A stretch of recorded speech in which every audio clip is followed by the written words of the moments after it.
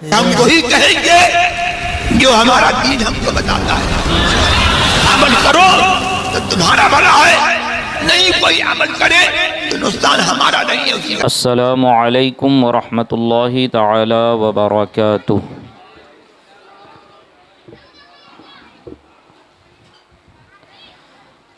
अल्हम्दुलिल्लाह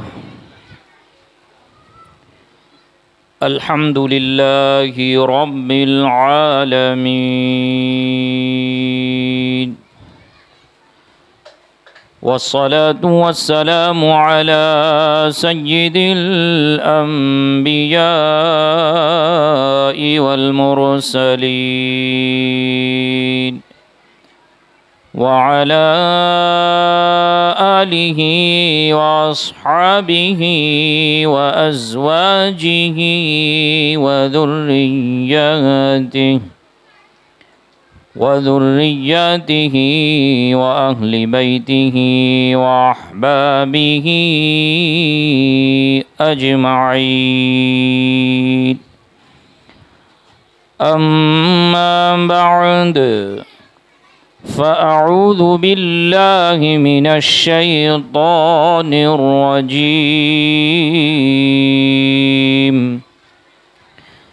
بسم الله الرحمن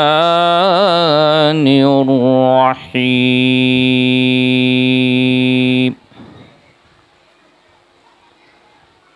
ولا تقولوا لمن يقتل في سبيل الله أموات بل أحياء ولكن لا تشعرون.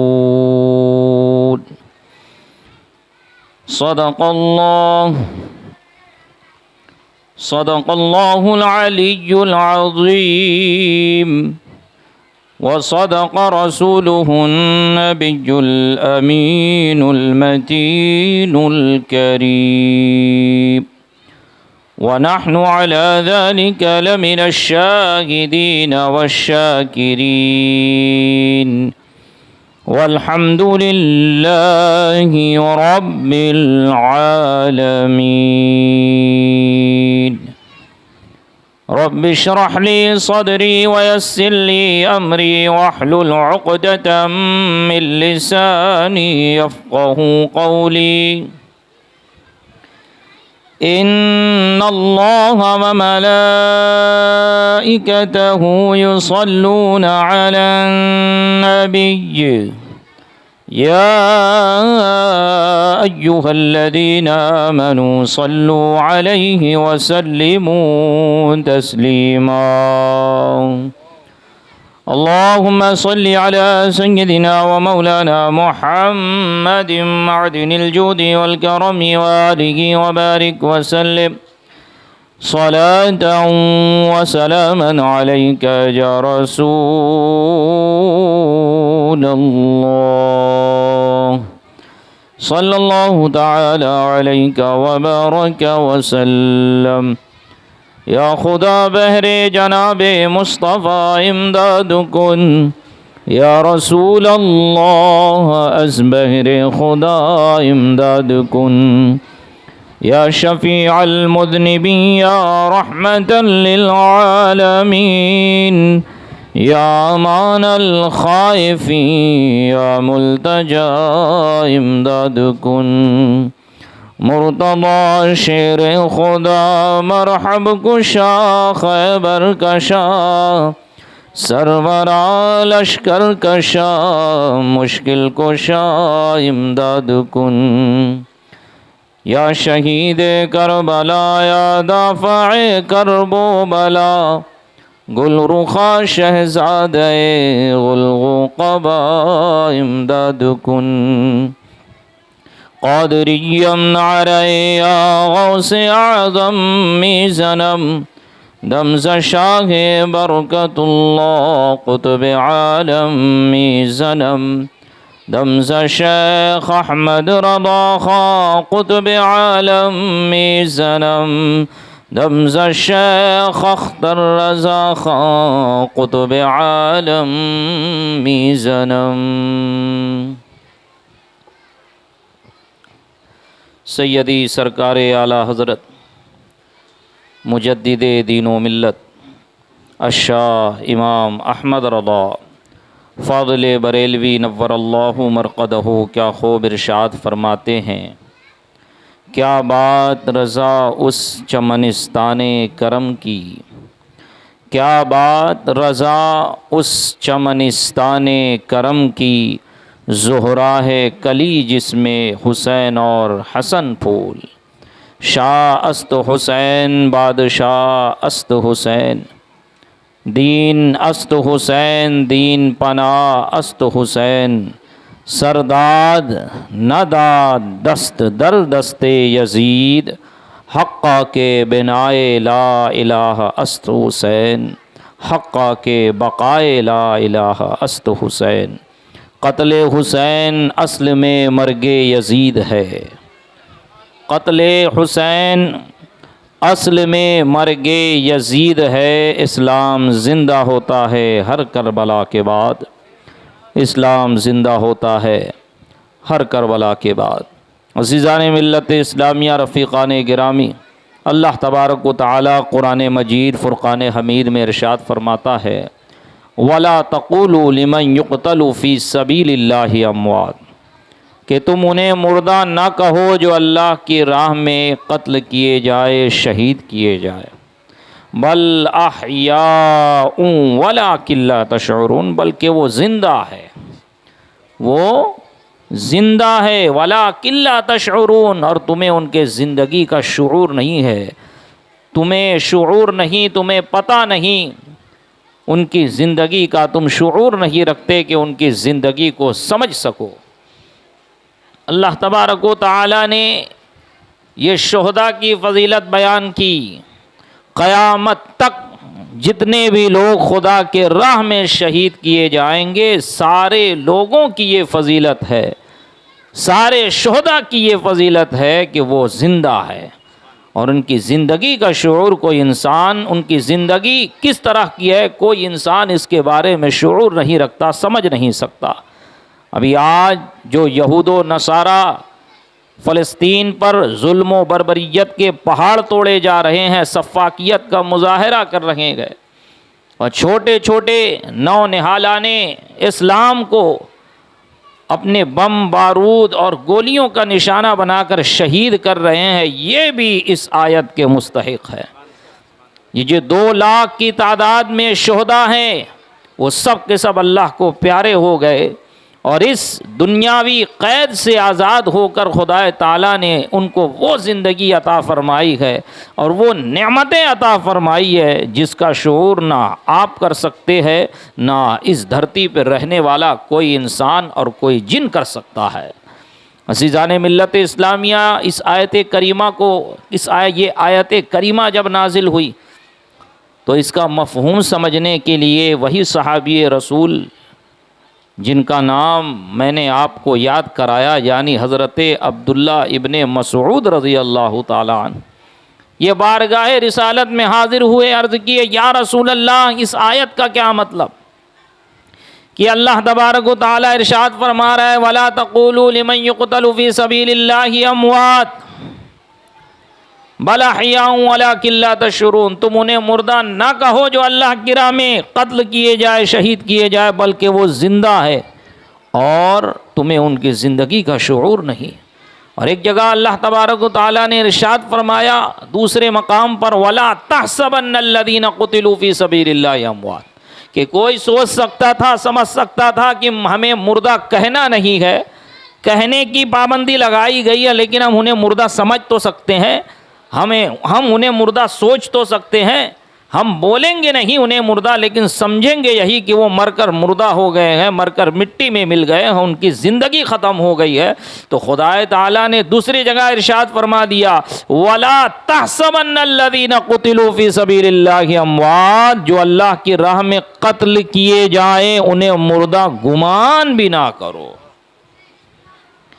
यहाँ सोचने पर पाबंदी लगा दी गई कि कहना तो कहना है, तुम सोच भी नहीं सकते कि जो खुदा की राह में कत्ल किए जाए वो मुर्दा है। बल अहयाउन इंदा रब्बिहिम युरज़क़ून, बल्कि वो जिंदा है और अपने रब के पास रिस्क दिए जाते हैं। हज़रत अब्दुल्ला इब्न मसूद नबी पाक सल्लल्लाहु अलैहि वसल्लम की बारगाह में हाजिर हुए। या रसूल अल्लाह, क्या माना है इस आयत का, क्या मफ़हूम है इस आयत का। हज़रत अब्दुल्ला इब्न मसूद कोई श्रीलंका के रहने वाले नहीं थे, कोई तमिल और कर्नाटक के रहने वाले नहीं थे कि कुंडुड़ बुंडुड़ बोलते थे और उनको अरबी समझ में ही नहीं आती थी। ना अफ्रीका के रहने वाले थे, ना यूरोप और अमेरिका और लंदन के रहने वाले थे। वो अरबी थे, अरबियुन नस्ल थे, फसहाए अरब में आपका शुमार होता था।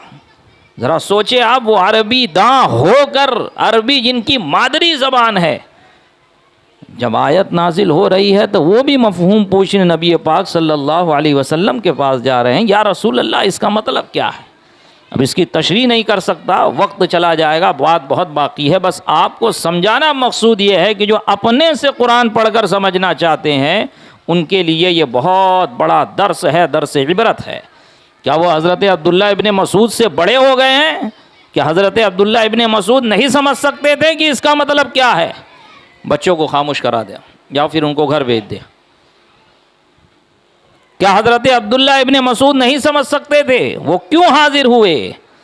इसलिए कि कुरान की आयतों का माना और उसका मफ़हूम और उसके अग़राज़ व मक़ासिद ये बग़ैर नबी पाक सल्लल्लाहु अलैहि वसल्लम की तशरीह के कोई समझ ही नहीं सकता, और बग़ैर तौफ़ीक़ इलाही और नबी पाक सल्लल्लाहु अलैहि वसल्लम के तालीम और उनके फ़ज़ल के कोई नहीं समझ सकता। इसलिए आप हाजिर हुए और अर्ज़ की, या रसूल अल्लाह, इसका क्या माना, क्या मफ़हूम, क्या मतलब है। तो नबी पाक सल्लल्लाहु अलैहि वसल्लम ने इरशाद फरमाया कि जो खुदाए ताला की राह में, खुदाए पाक की राह में शहीद किए जाते हैं, कत्ल होते हैं, उनकी रूहें परिंदों की शक्ल में किंदील में अर्श के नीचे बैठी हुई है, और जब उनका मन होता है वो जब चाहते हैं जन्नत में जाकर सैर करके आते हैं।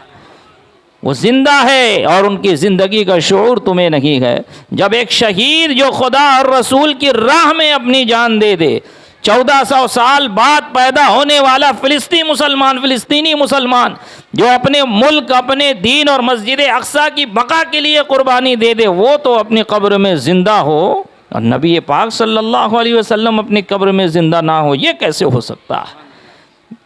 ये सोचने और समझने की बात है, लेकिन समझ उन्हें आएगी जिसे खुदा तौफीक देगा, जिसके सीने में इश्क़ रसूल हो, जिसके सीने में मोहब्बत रसूल हो, और जिनके दिलों पर मुहर लग गई। तो कुरान ने खुद फरमा दिया, ख़तमल्लाहु अला क़ुलूबिहिम व अला समइहिम व अला अबसारिहिम ग़िशावा व लहुम अज़ाबुन अज़ीम, कि उनके दिल पे भी मुहर लगी है, उनके कान पे भी मुहर लगा हुआ है, मुहर लगी हुई है, उनके आँखों पे भी मुहर लगी हुई है। देख तो रहे हैं लेकिन हक़ नहीं दिखता, सुन तो रहे हैं लेकिन हक को समझ नहीं पाते, दिल काम तो कर रहा है लेकिन हक की बात दिल में नहीं उतरती। और यही हाल करबला में यजीदियों का हो गया था कि अल्लाह तबारक व तआला ने उनके कान, आँख और उनके दिल पर मुहर लगा दी थी। ना इब्नुर रसूल की कोई बात समझ में आ रही है, ना नवासे रसूल के हालात उनको नजर आ रहे हैं, ना हक का कोई किसी तरह से उन्हें हक की पहचान हो पा रही है। और आखिर में वही जिल्लत की मौत, जो थोड़े दिन के बाद जो जिल्लत की मौत अल्लाह तबारक व तआला ने उनके हक में लिखी थी, वो उन्हें मिलती है और कार मज़ल्लत में हमेशा हमेशा के लिए जा पड़ते हैं। अज़ीज़ान मिल्लत इस्लामिया, रफ़ीक़ान गिरामी, जब हज़रत मुस्लिम बिन अक़ील रज़ी अल्लाह तआला अन्हु को यहाँ से इमाम हुसैन रज़ी अल्लाह तआला अन्हु ने अपना फ़रिस्तादा बनाकर, अपना सफ़ीर बनाकर, अपना नुमाइंदा बनाकर भेजा कि जाओ कूफा के हालात देखो और मुझे ख़त लिखो, तो फिर मैं यहाँ से रवाना हूँ। हज़रत मुस्लिम बिन अक़ील रज़ी अल्लाह तआला अन्हु कूफा पहुँचे, और आप जैसे ही कूफा पहुँचे हैं, कूफा की जामा मस्जिद में आपने लोगों से बैअत लेना शुरू की, तो लोग जौक दर जौक आते गए और आपके हाथ पर बैअत करते गए। आपका बड़ा ख्याल रखा कि अपनी पलकें आपकी राहों में बिछाए जा रहे हैं, हाथ चूम रहे हैं, पैर चूम रहे हैं, अपने सर पे आपको उठा रहे हैं, गोया कि इतनी इज़्ज़त अफजाई हो रही है। तो आपने सोचा जब ये लोग मेरे लिए अपने तन मन धन की बाजी लगाने के लिए तैयार है, तो जब इमाम आली मकाम आ जाएंगे तो इनका क्या आलम होगा। और फिर आपने ख़त लिखा और ख़त लिखकर मक्का रवाना किया कि यहाँ पर सबकी बैअत हो गई है और यहाँ पर मामला सब बेहतर हो गया है, आपकी बैअत भी मैंने सबसे ले ली है। और हज़ारों के तादाद में 40,000 रावी लिखता है कि 40,000 की तादाद में लोगों ने आपके हाथ पर बैअत की। आपने ख़त में लिख दिया हज़रत इमाम हुसैन रज़ी अल्लाह ताला अन्हु को, और ये ख़त लेकर आपका फ़रिश्तादा यहाँ से रवाना हुआ। और जब कूफ़ा के वाली नुअमान बिन बशीर रज़ी अल्लाह ताला अन्हु को मालूम हुआ कि हज़रत इमाम मुस्लिम बिन अक़ील रज़ी अल्लाह ताला अन्हु इमाम हुसैन की सबसे बैअत ले रहे हैं, तो आपने खड़े होकर ख़ुतबा दिया और कूफ़ा वालों से कहा, ऐ कूफ़ा वालों, तुम जो कर रहे हो ये यज़ीद को पसंद नहीं आएगा और यज़ीद अपना लश्कर भेजेगा और तुम पर जुल्म ज़्यादती करेगा, लिहाजा ऐसा ना करो। बड़े नरम अंदाज में कहा। तो वहाँ पर कोई हामी यज़ीद बैठा था, उसने कहा कि नोमान, तुम जो अंदाज़ इख्तियार किए हुए हो ये अंदाज़ बेहतर नहीं है। हम देख रहे हैं तुम नरमी बरत रहे हो, सख्ती नहीं बरत रहे हो, लिहाजा सख्ती से काम लो। और किसी ने यहाँ से यज़ीद को ख़त लिख दिया कि यहाँ पर मुस्लिम बिन अक़ील आ गए हैं, हुसैन की, इमाम हुसैन रज़ी अल्लाह ताला अन्हु की बैअत ले रहे हैं। और जो वाली और गवर्नर कूफ़ा है, वाली कूफ़ा है, वो बहुत नरम मिजाजी के साथ उनके साथ पेश आ रहा है, लिहाजा जल्द अज जल्द कुछ करो कि इससे पहले कूफ़ा तुम्हारे हाथ से निकल जाए। जब यज़ीद को ये बात मालूम हुई तो आँख बगूला हो गया और उसने उबैदुल्लाह इब्ने ज़ियाद को कहा कि जाओ, इसी वक्त तुम्हें कूफ़ा का हाकिम बनाया जाता है, तुम बसरा के भी हाकिम हो, साथ ही साथ तुम्हें कूफ़ा का भी गवर्नर बनाया जाता है। उबैदुल्लाह इब्ने ज़ियाद जब वहाँ पर पहुँचता है तो अज़ीज़ान मिल्लत इस्लामिया उसका तरीक़ा ये होता है कि जिस रास्ते से हिजाज़ मुक़द्दस वाले कूफ़ा को आया करते, ये क़ादिसिया में रुक गया और अपने साथियों से कहा कि तुम इस रास्ते से चलो, और उसने दूसरा रास्ता चक्कर काट के इख्तियार किया कि जहाँ से कूफ़ा में जहाँ से हिजाज़ी लोग, हिजाज़ से आने वाले, मक्का मदीना से आने वाले लोग दाखिल हुआ करते थे। जब ये नालायक दाखिल हुआ तो इसने हिजाजियों का कपड़ा पहना हुआ था, हिजाजियों जैसी अपनी शक्ल सूरत बनाई हुई थी, अपना चेहरा ढाका है, लिबादा जो है हिजाजियों वाला ओढ़ा हुआ है। जब दूर से कूफ़ा वालों ने देखा तो उन लोगों को महसूस हुआ कि शायद हज़रत इमाम हुसैन रज़ी अल्लाह ताला अन्हु तशरीफ़ ला रहे हैं। और आगे बढ़कर या इब्न रसूल मरहबा मरहबा, या इब्न रसूल, या इब्न रसूल, आपका खैर मकदम करते हैं, या रसूलुल्लाह सल्लल्लाहु अलैहि वसल्लम के बेटे है, नवासे रसूल, हम तुम्हारा खैर मकदम करते हैं। इब्ने ज़ियाद सुन रहा है लेकिन कोई जवाब नहीं दे रहा, खामोशी से आगे बढ़ते जा रहा है। तो उसके सिपाहियों में से, साथियों में से, क्योंकि उसने लश्कर तो पीछे छोड़ दिया था, जो उसके साथ एक जत्था आ रहा था, जो अफराद आ रहे थे जिनकी तादाद ज़्यादा थी, उनको उसने पीछे छोड़ दिया। और ये कुछ लोगों को, 20-25 लोगों को लेकर आया हुआ था। तो उसमें से एक ने कहा, अरे रास्ता छोड़ो, ये इमाम हुसैन नहीं, ये उबैदुल्लाह इब्ने ज़ियाद है और कूफ़ा के नए वाली है, नया गवर्नर है। जब लोगों ने ये सुना तो लोग खौफज़दा हो गए और पीछे हटने लगे, सब अपने अपने घर चले गए।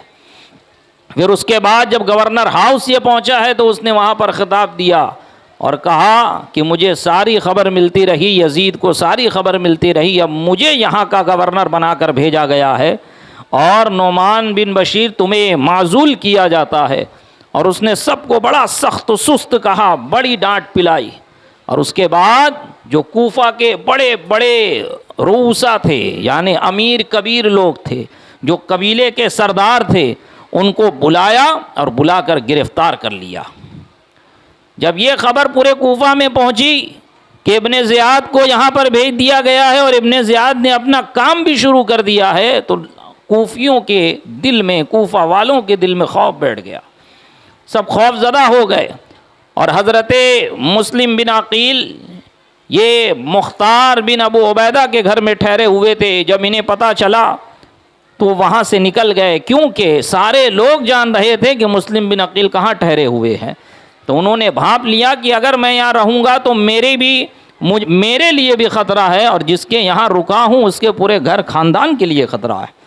तो आप वहाँ से फ़ौरन निकल कर एक मुहिब्बे अहले बैत हानी बिन उरवा के घर चले जाते हैं और हानी बिन उरवा आपको अपने घर के एक मखसूस कमरे में रखते हैं ताकि किसी को मालूम ना हो कि हज़रत इमाम मुस्लिम बिन अकील किसके घर और कहाँ पर रूपोश हो गए। और जो ख़ास लोग थे उन्हीं लोगों को इत्तला दी ताकि लोग आते रहे, मिलते रहे, हालात की खबरगिरी करते रहें, क्या मामला बाहर चल रहा है, हज़रत की खैरियत कैसी है कैसी नहीं है, सारे मामलात मालूम होते रहे। जब उबैदुल्लाह इब्ने ज़ियाद ने देखा कि ये तो रूपोश हो गए तो इसने एक हरवा इस्तेमाल किया, अपने ग़ुलाम माकिल से कहा, उसे कुछ दराहिमो दनानीर दिए, गालिबन 3000 दिरहम दिया और कहा कि जाओ किसी हीला और बहाना से मुस्लिम बिन अकील का पता लगाओ।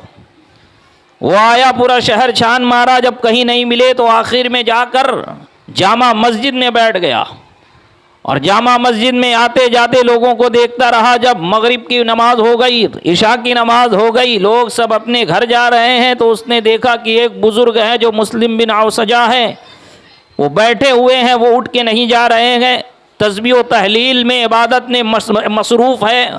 तो आपके पास ये मरदूद माकिल आता है और अपनी अय्यारी और मक्कारी का इजहार करता है और कहता है कि मैंने सुना है कि इमाम मुस्लिम बिन अकील यहाँ पर तशरीफ़ फरमा है, मैं बहुत बड़ा मुहिब अहले बैत हूँ, मैं अहले बैत अतहार से बहुत मोहब्बत करता हूँ, उनके नाम पर जान देने को तैयार हूँ और मैंने कुछ दिरहम अपने साथ रखे हुए हैं, मैं चाहता हूँ कि उनकी बारगाह में ये दिरहम पेश कर दूँ, काश उनका कोई पता बता देता। तो हज़रत मुस्लिम बिन औसजा कहते हैं, वो टालने लगते और वो कहते हैं कि इतने लोग यहाँ पर थे, तुम किसी से नहीं पूछते, मेरे पास क्या करने आए। तो उसने कहा कि आपके चेहरे से नूर टपक रहा है, आपके चेहरे से महसूस हो रहा है कि आप बहुत बड़े मुहिब्बे अहले बैत हैं और ऐसी जाल साजी की और इस तरह की मीठी मीठी गुफ्तगू की, मक्कारी और अय्यारी का मुजाहिरा किया कि हज़रत मुस्लिम बिन औसजा उसके जाल में आ गए और आपने उसको पता बता दिया कि ये हज़रत इमाम मुस्लिम हानी बिन उरवा के घर में छुपे, हानी बिन उरवा के घर में रूपोश है। अब ये वहाँ पर पहुँच गया। अब जब पहुँचा तो रोज़ाना आने जाने लगा, सबसे पहले पहुँच जाता, सबसे आखिर में निकलता कि कौन आ रहा है, मिल रहा है, क्या कर रहा है, सारी रिपोर्ट तैयार करके उबैदुल्लाह इब्ने ज़ियाद के पास उसने पहुँचा दी। उबैदुल्लाह इब्ने ज़ियाद और हानी बिन उरवा का ताल्लुक़ बड़ा अच्छा था, दोस्ताना ताल्लुक़ था, लेकिन जब से उबैदुल्लाह इब्ने ज़ियाद कूफ़ा का गवर्नर बना था तब से हानी बिन उरवा इससे मिलने नहीं आए। तो इसने बुला भेजा कि जाओ हानी बिन उरवा को बुला के लाओ। जब हानी बिन उरवा इसके सामने आए तो कहा, क्या बात है, बड़े दोस्ताना ताल्लुक़ होने के बावजूद तुम अभी तक मुझसे मिलने क्यों नहीं आए। तो हानी बिन उरवा तरह तरह के बहाने और हीला तलाश करके पेश करते रहे कि मामला ऐसा है, मामला ऐसा है। तो इब्ने ज़ियाद ने कहा कि चलो अब सच सच बताओ कि मुस्लिम बिन अकील कहाँ है। तो हानी बिन उरवा ने कहा, मुझे क्या पता वो कहाँ है, मैं कैसे जानूँ वो कहाँ है। बोले अच्छा, तुम्हें पता नहीं है कि मुस्लिम बिन अकील कहाँ है। बोले नहीं पता। बोले क्या तुमने मुस्लिम बिन अकील को घर में छुपा कर नहीं रखा। इतना कहने के बाद अपने ग़ुलाम माकिल को बुलाता है। जैसे ही ग़ुलाम माकिल पर हानी बिन उरवा की नज़र पड़ती है वो समझ जाते हैं ये तो हमेशा वहीं पर पड़ा रहता था, ये तो सबसे पहले आता था, सबसे आखिर में जाता था, इसे तो सब कुछ पता है। अब पता चला कि ये कोई मुहिब्बे अहले बैत नहीं, ये तो दगाबाज और जासूस है अब इब्ने ज़ियाद का। तो आपने कहा कि ऐसा है कि मैंने मुस्लिम बिन अकील को पनाह दी है, लेकिन मैं उन्हें तुम्हारे हवाले नहीं कर सकता, मैं अपने मेहमान के साथ इस तरह का रवैया अख्तियार नहीं कर सकता। तो इब्ने ज़ियाद ने कहा कि ऐसा नहीं हो सकता, तुम्हें उनको हमारे हवाले करना ही होगा। तो आपने कहा ठीक है, मैं ऐसा करता हूँ कि मुस्लिम बिन अकील को जाकर कहता हूँ कि आप मेरे घर से निकल जाए, आपको जहाँ जाना है चले जाए। जब वो बाहर निकले तो तुम्हें जो मामला करना है करो उनके साथ, लेकिन मैं अपने घर में उन पर तुम्हें क़ुव्वत पाने नहीं दूंगा, कब्ज़ा करने नहीं दूंगा। तो उसने कहा ऐसा कतई नहीं हो सकता। और उसके बाद थोड़ी सी बहस व मुबाहसे के बाद हानी बिन उरवा ने जैसे ही अपनी तलवार निकाली है तो इब्ने ज़ियाद ने कहा कि अब तुम्हें कोई मुझसे नहीं बचा सकता। उसने इशारा किया तो लोग डंडे और लाठी लेकर और नेज़े से हानी बिन उरवा पर उसके मुहाफिज हमला कर देते हैं, उन्हें ज़ख्मी कर देते हैं, इतना मारते हैं कि वो अधमरा हो जाते हैं, इतना मारते हैं कि अधमरा हो जाते हैं। गवर्नर हाउस के बाहर ये खबर फैल जाती है कि हानी बिन उरवा को मार मार कर शहीद कर दिया गया। आपके कबीले वाले और आपके बरादर निस्बती चंद हजार लोगों को लेकर, जो सारे आपके कबीले से ताल्लुक़ रखते हैं, सबको लेकर आ जाते हैं गवर्नर हाउस का मुहासरा कर लेते हैं। और गवर्नर हाउस का मुहासरा करने के बाद वो कहते हैं कि हानी बिन उरवा को छोड़ दिया जाए, हानी बिन उरवा को शहीद कर दिया गया है, हम उसका बदला लेने आए। कूफा के काजी शुरह उस वक्त वहाँ पर मौजूद थे। उबैदुल्लाह इब्ने ज़ियाद ने कहा कि काजी शुरह तुम जाओ, गवर्नर हाउस की छत पर खड़े हो और हानी बिन उरवा के कबीले वालों को तसल्ली दिलाओ कि हानी ज़िंदा है, मैं उससे मिल कर आ रहा हूँ। जब काजी शुरह आगे बढ़ने लगे तो ये हानी बिन उरवा कहते हैं काजी शुरह से कि काजी साहब आप जाकर छत से इतनी आवाज़ लगा दीजिए कि अगर तुम अंदर आ जाओगे तो इब्ने ज़ियाद पर भी कब्ज़ा पा जाओगे और मुझे भी छुड़ा दोगे कि ये लोग मुझे ज़दो कोप किए जा रहे हैं। लेकिन इब्ने ज़ियाद जो मक्कार और अय्यार आदमी था, उसने काजी शुरह के साथ अपना एक आदमी लगा दिया कि देखो इससे ज़्यादा ये कुछ ना कहने पाए। और जैसे ही वो गवर्नर हाउस की छत पर आए हैं तो आप फ़कत इतना कहते हैं कि हानी बिन उरवा सही सलामत है, हानी बिन उरवा ज़िंदा है, उन्हें शहीद नहीं किया गया। सही सलामत नहीं, हानी बिन उरवा ज़िंदा है, उन्हें शहीद नहीं किया गया। जब ये सुनते हैं आपके कबीले वाले तो सब वापस हो जाते हैं। और जब ये ख़बर इमाम मुस्लिम तक पहुंचती है तो आप फ़ौरन अपने मोतक़िदीन को, जो 40,000 की तादाद जिनकी थी, उनको लेते हैं, बुलाते हैं और गवर्नर हाउस का मुहासरा कर लेते हैं। इब्ने ज़ियाद को मालूम होता है कि अब इमाम मुस्लिम बिन अकील आकर गवर्नर हाउस का इन्होंने मुहासरा कर लिया है और इनके साथ इनका पूरा 40,000 का लश्कर है। तो जो इब्ने ज़ियाद ने बड़े बड़े रऊसा और कबीले के सरदारों को कैद किया हुआ था, उन्हें बुलाता है और कहता है जाओ और छत पर खड़े होकर ऐलान कर दो कि जो जो यहाँ पर मुस्लिम बिन अकील का हामी बनकर आया है, अगर वो अपने घर नहीं गया तो तुम्हें भी कत्ल कर दिया जाएगा ऐ कबीला के सरदारों, और तुम्हारे घर वालों को भी नहीं छोड़ा जाएगा, और जो लोग इनके साथ आए हैं उन्हें भी नहीं छोड़ा जाएगा। अब कबीले के जो सरदार थे वो लोग सारे के सारे कूफी, ओ चाचा खामोश रहो, ज़रा तकरीर सुनने आए हो, तकरीर सुनो तो बाहर जाके बात करो। एक बार दुरूद पढ़े, अल्लाहुम्मा सल्ली अला सय्यिदिना मौलाना मुहम्मद महदिन जुदिल वाली व बारिक वसल्लम।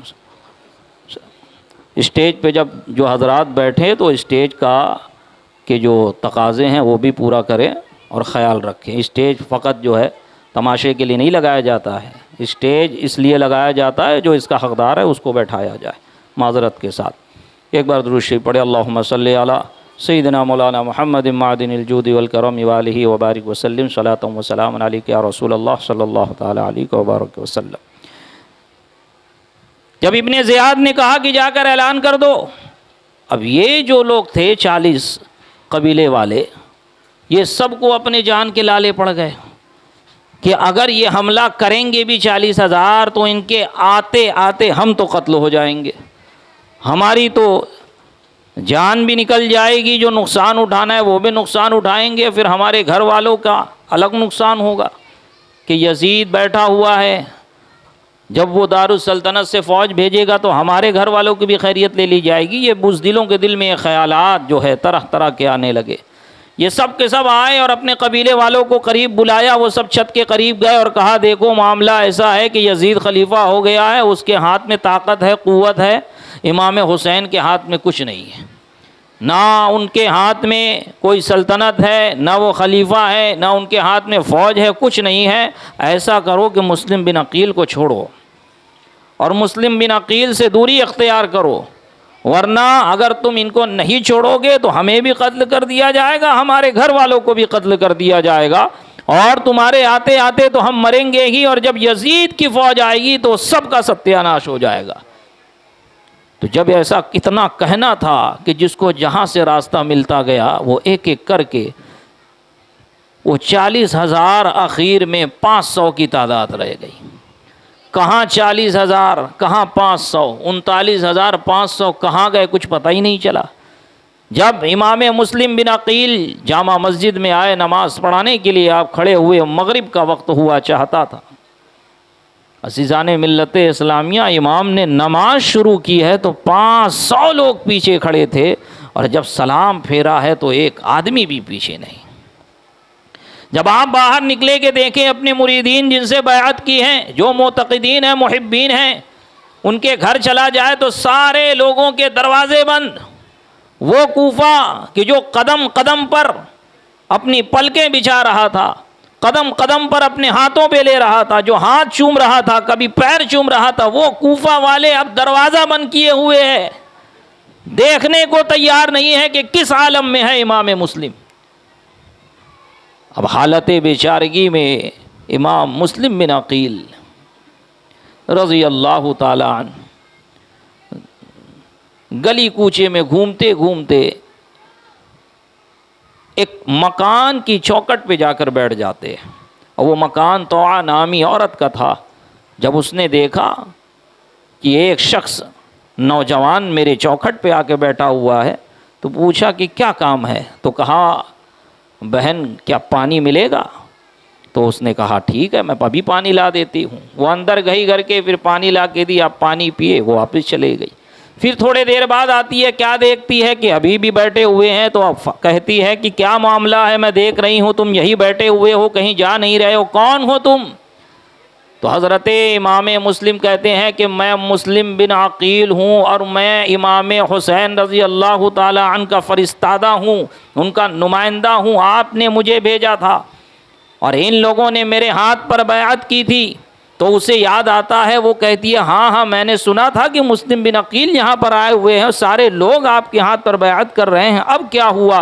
तो मुस्लिम बिन अकील उन्हें मुख्तसर सा वाक़या बताते हैं कि मामला ऐसा ऐसा हो गया है। अब सब जो कूफा वाले हैं, जो मेरे हाथ पर बैअत कर रहे थे, जो मेरे ऊपर अपनी जान निछावर कर रहे थे, अब मामला ये है कि वो लोग मेरे ही खून के प्यासे हो गए। अब इब्ने ज़ियाद जब मेरे खून का प्यासा बन गया है तो अब कोई भी नहीं आ रहा है मुझे बचाने के लिए, सब ने अपने दरवाज़े मेरे ऊपर बंद कर दिए। अज़ीज़ाने मिल्लत इस्लामिया, रफ़ीक़ाने गिरामी, जब वो औरत सुनती है तो खुश हो जाती है और कहती है कि नबी पाक साहिब औलाद सल्लल्लाहु अलैहि वसल्लम के घर का एक फ़र्जंद मेरे दरवाज़े पे बैठा हुआ है, इससे बड़ी मेरे लिए खुशी की बात और क्या होगी। वो फ़ौरन कहती है कि आप अंदर आ जाइए, मैं आपको अपने घर में ठहराऊंगी और किसी को पता नहीं लगने दूंगी। आप जब अंदर आते हैं तो वो तौआ नामी औरत अपने घर के एक कमरे में आपको महफूज जगह पहुंचा देती है और आपकी खिदमत में लग जाती है। उस वक्त तो उसका बेटा वहाँ पर मौजूद नहीं था। जब बेटा आता है तो देखता है कि वालिदा हद से ज़्यादा उस कमरे में जा रही है, बाहर आ रही है, कभी खाना लेके जाती है, कभी पानी लेके जाती है, खाना लेके जाती है, फिर वापस आती है, क्या मामला है, वहाँ पे कौन है? जब पूछता है तो वालिदा टाल देती है। फिर 1-2 दिन गुजर गया, फिर जब जिद करने लगा तो बताई कि हमारे घर में मुस्लिम बिन अकील आए हुए हैं, ये नबी पाक सल्लल्लाहु अलैहि वसल्लम के ख़ानदान वाले हैं, घर वाले हैं, हमारी खुशबख्ती है कि हमें उनकी मेज़बानी करने का शर्फ हासिल हो रहा है। ये बच्चा इसका मोहम्मद बिन आशास के लड़के का दोस्त था, उसने फ़ौरन जाके उसके लड़के को बता दिया कि तुम्हारे वालिद जो यहाँ वहाँ ढूंढते फिर रहे हैं, वो मुस्लिम बिन अकील तो मेरे घर में छुपे हुए हैं और मेरी वालिदा उनकी बड़ी खातिरदारी कर रही है। और जैसे ही ये बात मोहम्मद बिन आशास के कान में पड़ती है, वो फ़ौरन एक लश्कर लेकर आ जाता है, एक छोटा सा दस्ता लेकर आता है। और जब घोड़ों की टापों की आवाज़ हज़रत मुस्लिम बिन अकील के कान में पड़ती है तो आप समझ जाते हैं कि मेरा पता किसी ने बता दिया है।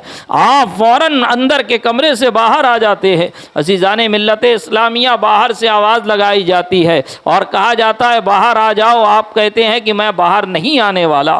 फिर उसके बाद वो लोग आपकी शान में और इमाम हुसैन की शान में गुस्ताखियाँ करना शुरू करते हैं तो आपसे बर्दाश्त नहीं होता है। और उसके बाद जब वो लोग घर में दाखिल होते हैं तो आप उनसे दो दो हाथापाई होती है, तलवारें दोनों तरफ से निकलती हैं। आखिर में इमाम मुस्लिम को कुछ ज़ख्म आ जाते हैं। उसके बाद इमाम मुस्लिम पलटकर ऐसा वार करते हैं कि वो सामने वाला ढेर हो जाता है। और मोहम्मद इब्ने अशास को ये पता लग जाता है कि ये अली का फर्जंद है, ये अली के घर का है, इसको अकेले हम सर कर ले जाए और इसको ज़ेर कर ले जाए, ये हो ही नहीं सकता है। तो वो कहता है कि ऐ मुस्लिम सुनो, हम तुम्हें अमान देते हैं।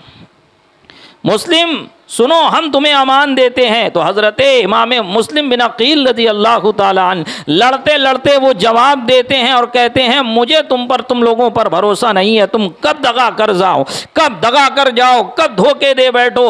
तुम कभी वादा वफा नहीं करते हो, तुम्हारे ऊपर, तुम लोगों पर मुझे भरोसा नहीं है। और उसके बाद वो लोग आग के गोले बनाकर घर में फेंकना शुरू करते हैं। घर दूसरे का है और इमाम मुस्लिम को ये लोग पकड़ने आए हैं। आप बाहर निकल आते हैं कि कहीं घर को मेरी वजह से नुकसान ना हो। और उसके बाद मोहम्मद बिन अशास कहता है कि देखें मुस्लिम बिन अकील, मैं कह रहा हूँ, मैं आया हूँ, मैं आपको अमान देता हूँ। और ये अमान देने का मतलब ये होता है, उस ज़माने में जंग में जिसको अमान दे दी जाती या मुस्लिम इलाक़े में जिसको अमान दे दी जाती तो अब उसकी जान को कोई ख़तरा लाहिक नहीं होता। उसे मुस्तामिन कहा जाता है। जो अमान तलब करे उसे अमान दे, जो अमान तलब करे उसे मुस्तामिन कहा जाता है। और जिसे अमान दे दी जाए या जो अमान तलब करे उसे अमान मिल जाए तो अब उसकी जान को कोई ख़तरा नहीं होता। तो मोहम्मद बिन अशास कहता है कि मैं तुम्हें अमान देता हूँ, तुम क्यों घबरा रहे हो? तो आप कहते हो मैं घबरा नहीं रहा हूँ, मुझे तुम लोगों पे भरोसा नहीं है। अज़ीज़ाने मिल्लत इस्लामिया, जब वो ज़ोर देता है तो आप मान जाते हैं। और फिर उसके बाद आपको घोड़े पे बैठाया जाता है, आप तलवार म्यान में डाल लिए हैं। जैसे ही आप चलते हैं तो आपकी तलवार छीन ली जाती है, म्यान से तलवार निकाल ली जाती है। आप कहते हैं कि ये पहली दगाबाजी की गई, ये पहला धोखा दिया गया। जब अमान दे दी गई तो तलवार लेने का क्या माना? जब अमान दे दी गई तो अब किसी को जान का ख़तरा नहीं होना चाहिए, ना तुम्हें मुझसे ख़तरा होना चाहिए, ना मुझे तुमसे ख़तरा होना चाहिए। तो ये तलवार छीनने का क्या माना? तलवार निकाल ली तुम लोगों ने, यानी कि पहली दगाबाजी कर दी, पहला धोखा दे दिया। अब जैसे ही ये तलवार निकाले हैं, आगे चले हैं कि इमाम मुस्लिम बिन अकील के आँखों से आंसू जारी हो गए। तो किसी बदबख्त ने कहा कि ऐ इमाम, है मुस्लिम, ये ज़िल्लत तुमने खुद इख्तियार की है, माज़ल्ला सुम्मा माज़ल्ला, अब क्यों रोते हो? तो इमाम मुस्लिम कहते हैं कि मरदूद, मैं अपनी वजह से नहीं रो रहा हूँ, मैं तो अपने इमाम आली मकाम की बारे में सोच के रो रहा हूँ कि मैंने उन्हें ख़त भेज दिया है, मैंने उन्हें ख़त भेज दिया है कि आज आइए, मामला सब बराबर हो गया है, सब ने बैअत कर ली है और बहुत अच्छा खुशगवार माहौल है, आप आ जाएंगे तो हालात साजगार मिलेंगे। मेरे इमाम वहाँ से चल दिए होंगे। मुझे इमाम और इमाम के घर वालों और नौनिहालाने अहले बैत का सोच कर मैं रो रहा हूँ कि उनकी हालत क्या होगी, ये कूफी दगाबाज उनके साथ क्या बर्ताव करेंगे। मुझे अपनी जान की फ़िक्र नहीं। अब उसके बाद गवर्नर हाउस जब पहुँचते हैं, गवर्नर हाउस पहुँचने के बाद जब इब्ने ज़ियाद का सामना होता है तो मोहम्मद बिन अशास कहते हैं कि इब्ने ज़ियाद, मैंने मुस्लिम बिन अकील को अमान दे दी है। तो इब्ने ज़ियाद कहता है कि तू होता कौन है मेरी मौजूदगी में अमान देने वाला? तू होता कौन है मेरी मौजूदगी में अमान देने वाला? और इस तरह जो अमान मोहम्मद बिन अशास ने दी थी वो अमान खारिज कर दी जाती है। अज़ीज़ाने मिल्लत इस्लामिया, रफ़ीक़ाने गिरामी, जब इब्ने ज़ियाद के सामने इमाम मुस्लिम आते तो जो इब्ने ज़ियाद और इमाम मुस्लिम का मुकालमा हुआ है, जो गुफ्तगू हुई है, तारीख़ ने आज भी उसको महफूज किया हुआ है।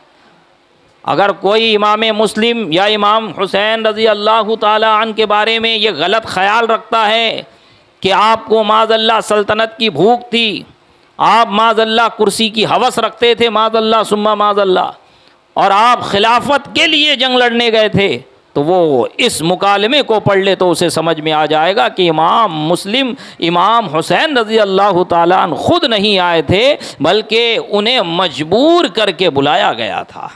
और वो मजबूरी क्या थी, कल आपने भी तफसील समात फरमाई।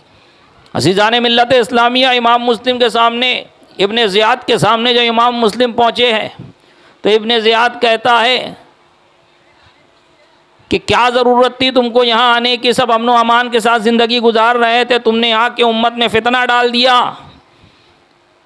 तुम आए और लोगों के दरमियान खून रेजी शुरू हो गई, एक दूसरे पे लोगों ने तलवार खींच ली, तुमने यहाँ का सुकून ख़त्म कर दिया।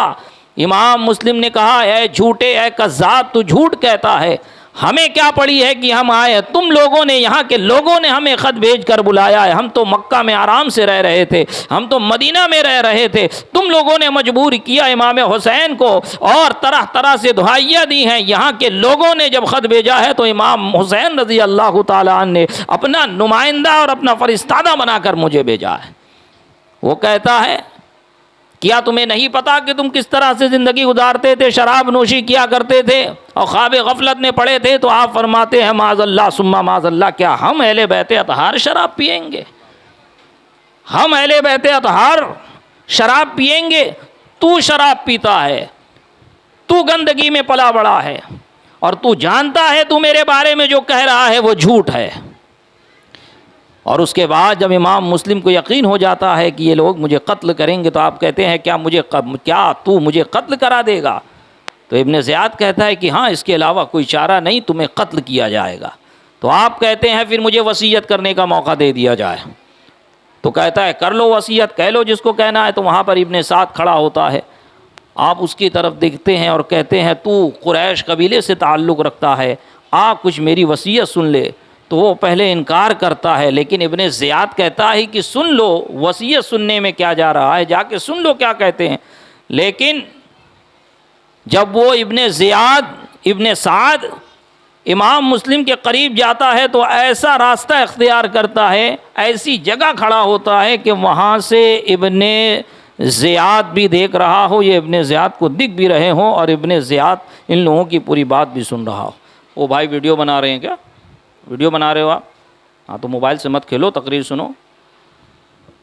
एक बार दुरूद शरीफ पढ़े, अल्लाहुम्मा सल्ली अला सय्यिदिना मौलाना मुहम्मद मादिनिल जुद वल करम व आलिहि व बारिक व सल्लिम सलातन व सलामन अलैका या रसूल अल्लाह सल्लल्लाहु तआला अलैहि व बारक व सल्लम तस्लीमन दाइमन अबदा। अज़ीज़ान मिल्लत इस्लामिया, इमाम मुस्लिम ने इब्ने साद को वसीयत की कि सुनो कि मैं यहाँ पर आने के बाद एक शख्स से मैंने 700 दिरहम कर्ज़ लिए थे, तुम वो कर्ज़ उतार देना, और जब मुझे कत्ल कर दिया जाए, शहीद कर दिया जाए, तो मुझे इज़्ज़त के साथ दफन कर देना। और तीसरा ये कि इमाम हुसैन मक्के से निकल चुके होंगे, आप उन तक खबर पहुँचा दे कि मामला पलट गया है, बिसात पलट गई है, कूफा के हालात से आगाह कर देना और कहना कि जहाँ है वहीं से वापस चले जाए। अज़ीज़ान मिल्लत इस्लामिया, रफ़ीक़ान गिरामी, इब्ने ज़ियाद पूछता है क्या वसीयत की? तो इब्ने साद, जिसको राजदार बनाया गया, वसीयत इंसान उससे करता है जिसको ये समझ रहा हो कि ये मेरा अपना है। इसीलिए कहा था इब्ने साद तो कबीला कुरैश से ताल्लुक़ रखता है, क्योंकि बनी हाशिम में कबीला कुरैश से ताल्लुक़ रखते हैं।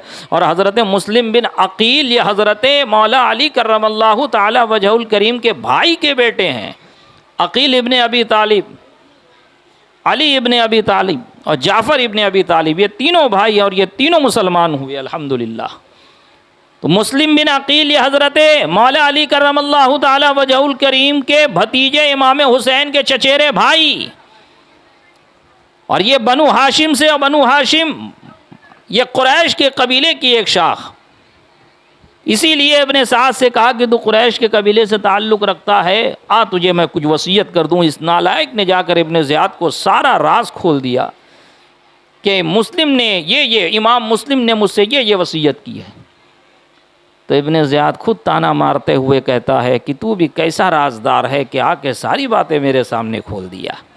वो देखो कि जो कर्ज़ा की बात है वो तुम समझो, और एक रिवायत में आया कि इब्ने ज़ियाद ने कहा कि मुस्लिम बिन अकील को शहीद करने के बाद, कत्ल करने के बाद मैं तुम्हारे हवाले नहीं करूँगा, बल्कि उनके लाश को मैं दरवाजे पे लटकाऊंगा, गलियों में घुमाऊंगा, ताकि लोग देखें कि एक बागी का क्या हश्र होता है, माज़अल्लाह। और दूसरी रिवायत में आया कि उसने कहा ठीक है, जैसा तुम्हें करना है इनकी कत्ल की बात करना।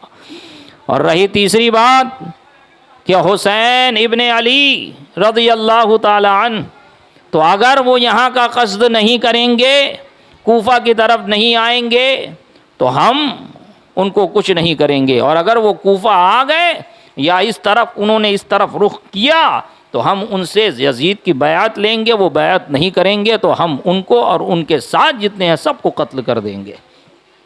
अज़ीज़ान मिल्लत इस्लामिया, उसके बाद मुस्लिम बिन अकील के लिए हुक्म दिया जाता है कि जाओ और गवर्नर किले के छत से फसील पर ले जाकर सारे लोगों के सामने इनको कत्ल कर दिया जाए।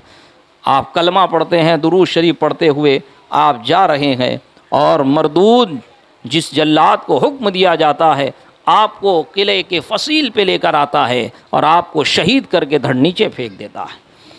इन्ना लिल्लाहि व इन्ना इलैहि राजिऊन। इत्तेफाक देखे कि जिस दिन इमाम मुस्लिम को शहीद किया जा रहा है उसी दिन हज़रत इमाम हुसैन रज़ी अल्लाह ताला अन्हु मक्का से चल रहे हैं।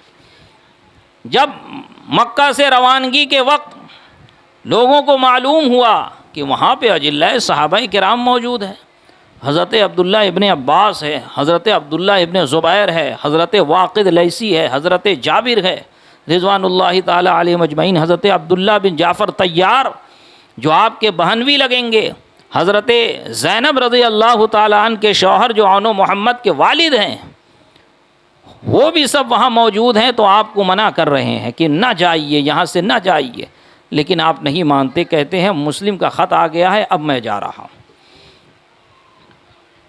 और उसके बाद जो हाकिमे मक्का था वो भी मना करता है और वो कहता है कि रुक जाएं, जाने की कोई ज़रूरत नहीं है, लेकिन आप नहीं मानते, आप आगे बढ़े जा रहे हैं। जब आप मक्का से बाहर होने वाले होते हैं तो हाकिमे मक्का जो होता है वो एक छोटा सा दस्ता भेजता है और कहता है कि इमाम हुसैन को रोक लो, उन्हें ना जाने दो।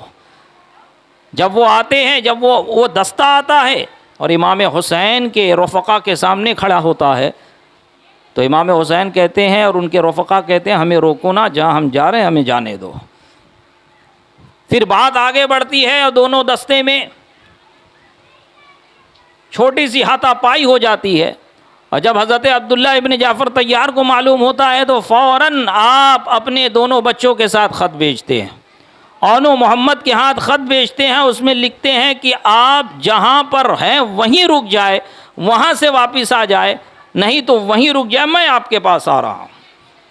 हज़रत इमाम हुसैन रज़ी अल्लाह ताला अन्हु को जब ख़त पहुँचता है तो आप वहीं रुक जाते हैं। हज़रत अब्दुल्ला आते हैं और कहते हैं कि ऐसा है कि मैं हाकिमे मक्का से आपके लिए अमान लिखा लेता हूँ, आप यहीं रुक जाए, यहाँ ना जाए। और एक मरतबा इरशाद फरमाया कि मैं यहाँ पर आपके लिए लोगों को मुहैया करता हूँ, आपके लिए फ़ज़ा बनाता हूँ, तैयार करता हूँ, आप यहाँ से ना जाए, यहीं रुके, आप क्यों जा रहे हैं। अज़ीज़ान मिल्लत इस्लामिया, हज़रत इमाम हुसैन रज़ी अल्लाह ताला अन्हु बयान करते हैं, आप बताते हैं, उनको जवाब देते हैं कि मेरे वालिद गिरामी ने मुझसे हदीस बयान की कि एक मेंढा ये काबतुल्लाह और मक्का शरीफ की हुर्मत को पामाल करेगा, यहाँ की हराम करदा यानी ये यहाँ पे जो कत्ल हराम है इसको हलाल कर देगा, यहाँ की हराम करदा चीज़ों को हलाल कर देगा। मैं वो मेंढा नहीं बनना चाहता। अज़ीज़ान मिल्लत इस्लामिया, रफ़ीक़ान गिरामी, आपने कहा कि मैं हरम शरीफ के बाहर एक बालिश्त बाहर निकल कर कत्ल करूँ, मैं ये पसंद करता हूँ इस बात से कि मैं हरम में कत्ल किया जाऊँ।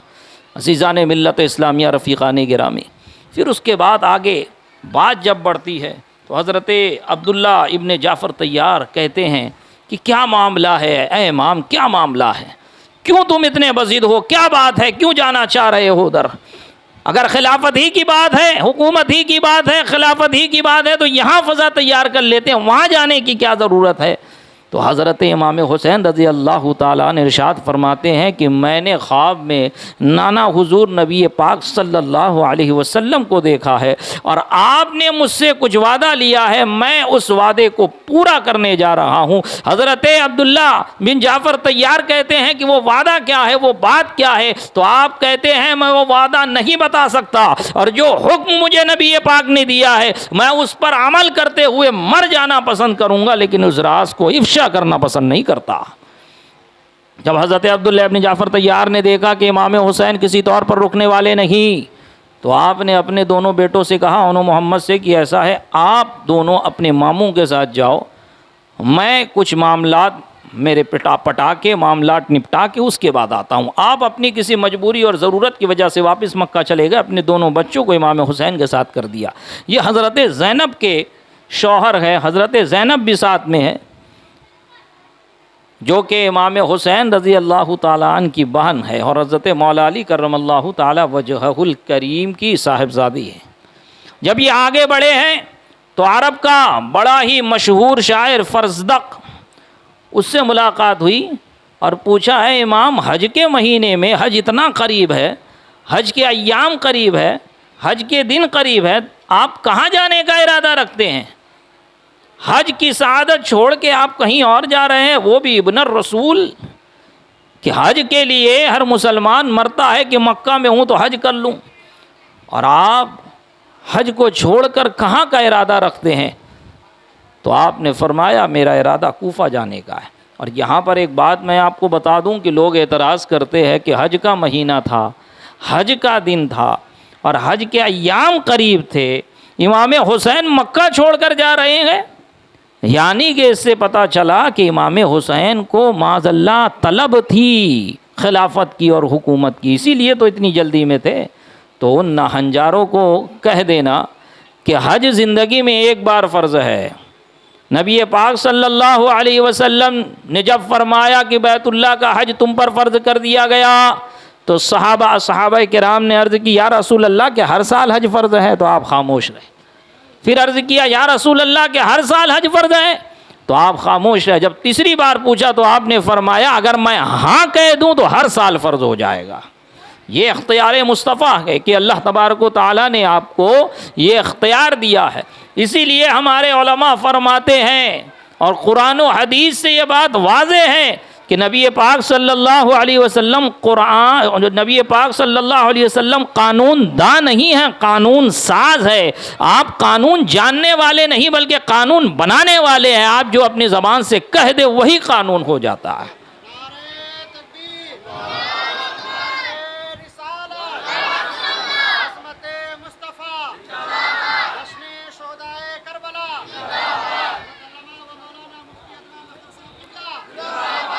अज़ीज़ान मिल्लत इस्लामिया, तो नबी पाक सल्लल्लाहु अलैहि वसल्लम ने फरमाया ज़िंदगी में एक बार फ़र्ज़ है, तो इमाम हुसैन ने तो बहुत पहले ही हज कर लिया और हज अदा हो गया उनका। अब कौन सा हज फ़र्ज़ है? बल्कि नवाफिल हज से बेहतर तो दिगर बहुत से काम हैं। और अब जो इमाम हुसैन करने जा रहे हैं वो नाना से जो वादा किया है उसको वफ़ा करने जा रहे हैं, और वो इस नफल से तो बहुत आला है, इस फ़र्ज़ से भी बहुत आला है। तो लिहाजा को ये ना समझे कि फ़र्ज़ हज छोड़ के जा रहे हैं, नफली हज है ये, और नफल के मुकाबले में आप बहुत बड़ा काम करने जा रहे हैं, जो रहती दुनिया तक वो काम आपका याद किया जाएगा। और हर साल मुहर्रम की महफिल सजा कर हम उनको इसी तरह खिराज अक़ीदत पेश करते रहेंगे। अज़ीज़ान मिल्लत इस्लामिया, जब फर्ज़क शायर ने सुना कि इमाम हुसैन रज़ी अल्लाह ताला अन्हु कूफा की तरफ जाना चाहते हैं, तो उसने कहा है इमाम कहाँ जा रहे हो? वो कूफ़ी, उनका दिल आपके साथ है लेकिन तलवार यजीद के साथ, उनकी ज़बान, उनके अल्फाज आपके साथ है लेकिन ज़बान यजीद के साथ है। उन पर भरोसा ना करना, उन पर भरोसा करेंगे तो आपकी भी जान ख़तरे में रहेगी और आपके अहलो आयाज़ और तमाम रुफ़क़ा की जान ख़तरे में पड़ जाए। और जो रास्ते में मिलता जाता वो इससे आगाह करता जाता। इमाम हुसैन भी जान रहे हैं कि कूफ़ी ऐसा ही हैं, क्योंकि आपके वालिद के साथ भी उन्होंने यही किया, आपके भाई के साथ भी यही किया। लेकिन इमाम हुसैन रज़ी अल्लाह ताला अन्हु को जब इमाम मुस्लिम ने ख़त भेज दिया तो आपको इस बात का यकीन हो गया, और दूसरी बात ये कि अब आपके पास कोई जवाज़ नहीं वापस जाने का। और आप जा भी क्यों रहे हैं? इसलिए नहीं जा रहे हैं कि तख्त हासिल करे, इसलिए नहीं जा रहे हैं कि कुर्सी हासिल करे, इसलिए नहीं जा रहे हैं कि खिलाफत मिल जाए, बल्कि देखो मैंने पहले भी कहा था, आपको याद होगा, नहीं याद है तो फिर मैं बता दूं कि इमाम हुसैन को रुखसत, अगर आप चाहते तो रुखसत पर अमल कर सकते थे और आप यजीद की बैत कर लेते और उसके बाद बैत से फिर जाते और कहते कि मैंने उससे बैत तोड़ दी, आपकी जान बच जाती। लेकिन आपने रुखसत पर अमल नहीं किया, इसलिए कि अगर आप रुखसत पर अमल कर लेते तो आज कोई भी अजीमत पर अमल नहीं करता। और लोग यही बहाना बनाते कि इमाम हुसैन उस वक्त वो चाहते इतने बड़े इमाम होकर, सबसे अफजल आला होकर, जो इस्तेहकाके खिलाफत रखते थे और खिलाफत आपका हक था। आप जब बातिल के सामने खड़े नहीं हुए, रुखसत पर आपने अमल की, तो हम भी रुखसत पर अमल करेंगे। इमाम हुसैन ने इसका दरवाज़ा बंद कर दिया और लोगों को पैगाम दे दिया कि जब दीन की बात आए, जब इस्लाम की बात आए, जब शरीयत की बात आए, जब नामुसे रसालत की बात आए, जब नामुसे ख़त्म नबूवत की बात आए, तो उस वक्त रुखसत पर नहीं अजीमत पर अमल किया जाता है। और अगर जान भी जाए तो जान भी कुर्बान की जाती है।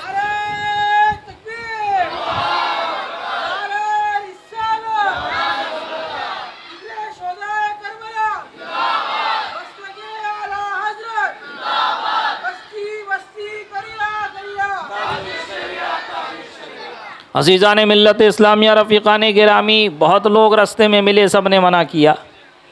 और इमाम हुसैन रज़ी अल्लाह ताला अन्हु जब चले हैं यहाँ से, तो आपने एक कासिद को, एक पैगंबर को भेजा कि जाओ और जाकर इमाम मुस्लिम को बता दो कि हम यहाँ से निकल गए।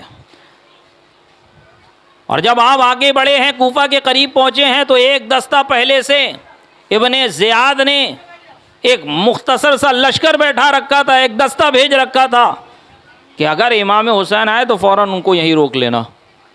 और जब आपका पैगंबर वहाँ तक पहुँचता है तो फ़ौरन उसको पकड़ के इब्ने ज़ियाद के हवाले कर दिया जाता है। और जब उन्हें मालूम होता है कि कूफियों ने इमाम मुस्लिम को शहीद कर दिया, इमाम मुस्लिम के साथ इन लोगों ने दगाबाजियाँ की और साथ ही साथ हानी बिन उरवा को भी शहीद कर दिया गया, और उन दोनों की लाश को पूरे कूफा में फिराया गया, घुमाया गया, तो वो कहते हैं इब्ने ज़ियाद से, ये क्या दगाबाजियाँ है? क्या तुम लोगों ने ख़त लिखकर इमाम हुसैन को यहाँ नहीं बुलाया? अब जब इमाम यहाँ आना चाहते हैं तो उनके जान के पीछे पड़े हुए हो। तो इब्ने ज़ियाद कहता है, जाओ फसील पर चढ़ो और हुसैन इब्ने अली रज़ी अल्लाह ताला अन्हु को गालियाँ दो और उनके बारे में बुरा भला कहो। तो आप फसील पर खड़े होते हैं और आप ऐलान करते हैं कि ऐ लोगों, तुमने ख़त भेजा, ख़त लिख कर भेजा, इमाम हुसैन से वादे किए और अपना रोना रोया और वादा दिलाया कि जब तुम आओगे तो हम तुम्हारे हाथ पर बैअत करेंगे, और जब इमाम तुम्हारे तरफ आ रहे हैं तो तुम दगाबाजी कर रहे हो। सुनो, इमाम हुसैन ये इब्ने अली भी है, इब्न रसूल भी है, और इस ज़माने के और इस वक्त के पूरी दुनिया में सबसे अफजल व आला फ़र्द है। और उसके बाद इब्ने ज़ियाद के बारे में आपने उसको गालियाँ भी दी, आपने उसकी शान में जिस लायक अल्फाज उसके थे वो अल्फाज भी अदा किए, और उसके हिदक आमेज़ अल्फाज जब कहे हैं तो उसको बुरा लगा और उसे तैश में वो आया और कहा कि इसको शहीद कर दिया जाए, इसको कत्ल करके फसील से नीचे फेंक दिया जाए। इस तरह आपके दूसरे फरिश्तादा को भी शहीद कर दिया जाता है। अब इमाम हुसैन आगे बढ़ रहे हैं। अब रास्ते में इमाम हुसैन को ख़बर मिलती है कि इमाम मुस्लिम को भी शहीद कर दिया गया, और मैंने जिस कासिद को भेजा था वो कासिद भी शहीद कर दिया गया। अब इमाम पलट नहीं रहे हैं, बल्कि आप रुकते हैं और ख़ेमा में सारे लोगों को जमा करते हैं और ख़ुतबा इरशाद फरमाते हैं, और उन लोगों से कहते हैं कि मुस्लिम बिन अकील भी शहीद कर दिए गए, हानी बिन उरवा भी शहीद कर दिए गए, मैंने जिसको भेजा था वो भी शहीद कर दिए गए। इन लोगों को ये चाहिए, मेरी गर्दन चाहते हैं, इनका मामला मेरे साथ है, इन लोगों ने मुझे ख़त लिख कर बुलाया था। अगर आप लोग यहाँ से वापस जाना चाहते हैं तो जा सकते हैं, क्योंकि अहले बैत अतहार के अलावा भी बहुत से लोग थे। ये 82 नुफूस कुदसिया पर मुश्तमिल ये पूरा लश्कर था। लश्कर क्या, बल्कि एक छोटा सा गिरोह कह लीजिए, एक छोटी सी जमात कह लीजिए। तो जो लोग अहले बैत अतहार में से नहीं थे, उन लोगों ने कहा कि ऐ इमाम, मामला ऐसा है कि हम आपके साथ आए हैं, तो आप जहाँ जाएंगे हम आपके साथ जाएंगे। और मुस्लिम बिन अकील के साहिबजादे, मुस्लिम बिन अकील के भाइयों ने कहा, अब्दुल्ला बिन अकील, जाफ़र बिन अकील, इन लोगों ने कहा कि ऐसा है तब तो मामला यहाँ पर क़िसास का आ गया है, मामला यहाँ पर बदले का आ गया है। जब तक हम अपने भाई का बदला नहीं लेंगे हम वापस नहीं जाएंगे, हम आपके साथ कूफा तक जाएंगे। उसके बाद अब आगे बढ़ते हैं तो रास्ते में ज़ुहैर बिन क़य्यिन बजल्ली से मुलाकात होती है। वो एक जगह ख़ीमा लगाकर पड़ाव किए हुए हैं। आपको मालूम होता है कि ज़ुहैर बिन क़य्यिन बजल्ली है तो कहते हैं बुला लाओ। ये ज़ुहैर बिन क़य्यिन बजल्ली है कि आज से पहले इनको अहले बैत अतहार से कोई मोहब्बत और कोई लगाव नहीं है। जब इनको बुलाया इमाम ने और इमाम के ख़ेमे से निकलने के बाद ये खुशी खुशी अपने ख़ेमे में जाते हैं, अपने अहलिया से कहते हैं कि जा, मैंने तुझे तलाक दिया और उसके बाद जा तू अपने भाई के साथ वापस जा और इद्दत गुजारने के बाद अपनी ज़िंदगी गुजार। और अपने बच्चों को पूरी वरासत तकसीम करते हैं कि ये मेरे बेटों को दे देना। और अब मुलाकात हमारी आखिरी मुलाकात है, अब मैं यहाँ से वापस जा रहा हूँ। तो आपके बच्चे पूछते हैं, अहलिया पूछती हैं, अहलिया के भाई पूछते हैं मामला क्या है, अचानक आपने ये फ़ैसला कैसे कर लिया? तो हज़रत ज़ुहैर बिन क़य्यिन बजल्ली फरमाते हैं कि मैं एक मरतबा एक जंग में हज़रत सलमान फ़ारसी रज़ी अल्लाह ताला अन्हु के साथ था। जब हमें माले गनीमत मिला तो बहुत खुश हुए हम, और बहुत ज़्यादा माले गनीमत मिला। तो हज़रत सलमान फ़ारसी रज़ी अल्लाह ताला अन्हु ने कहा कि खुशी हुई? तो हमने कहा बहुत खुशी हुई। तो आपने फरमाया कि एक ज़माना आएगा कि उस वक्त इब्नुर रसूल इमाम हुसैन रज़ी अल्लाह ताला अन्हु पर ये दुनिया तंग कर दी जाएगी और ये उम्मत आपके कत्ल के दर पे हो जाएगी और आपको दर्दनाक तरीके से शहीद कर दिया जाएगा। उस वक्त तुम उनके साथ रहना और उनके तरफ से लड़ना और शहीद हो जाना, इससे ज़्यादा तुम्हें उसमें खुशी होगी। बोले ये मामला है कि मैं इमाम हुसैन के साथ जा रहा हूँ। आप इमाम हुसैन के लश्कर में शामिल होते हैं और वहाँ पे साथ में चल पड़ते हैं। अभी आप मुहर्रम यहाँ से शुरू ही हुआ है कि क्या देखते हैं, ज़ोहर का वक्त है और सामने से एक लश्कर तकरीबन 1000 घोड़े पर सवार 1000 लोगों का एक छोटा सा लश्कर ये चला आ रहा है। तो जब घोड़े एक साथ दौड़ते हैं तो धूल उड़ती है और धूल की वजह से कुछ दिखाई नहीं देता है। जब धूल छटती है तो समझ में आता है कि कितने लोग खड़े हैं, कितने लोग हैं। जब धूल छटी तो देखा कि ये तो इब्ने ज़ियाद का भेजा हुआ लश्कर है। इब्ने ज़ियाद ने हुर की मैयत में 1000 का लश्कर भेजा कि जाओ इमाम हुसैन जहाँ भी मिले वहीं रोको, उनको आगे बढ़ने ना दो और ना उनको पानी तक पहुँचने दो, ना उन्हें पीछे जाने दो, ना उन्हें आगे बढ़ने दो। अगर वो बैअत कर ले तो बहुत अच्छी बात है, अगर बैअत नहीं करते हैं तो उनका सर हमारी बारगाह में पेश किया जाए। जब हुर का लश्कर पहुंचता है, अज़ीज़ाने मिल्लत इस्लामिया 1000 का लश्कर है, धूप में दौड़े दौड़े चले आ रहे हैं। ज़ोहर का वक्त हुआ चाहता है। जैसे ही वो लोग आते हैं तो इमाम हुसैन कहते हैं सबको पानी पिलाओ, ये सब थके हुए हैं, सबको पानी पिलाओ। वो भी पानी पी रहे हैं, उनके घोड़े भी पानी पी रहे हैं। इस हुस्न अखलाक की वजह से उन सब के थोड़े देर के लिए दिल जो है नरम पड़ जाते हैं और ज़ोहर का वक्त हो जाता है।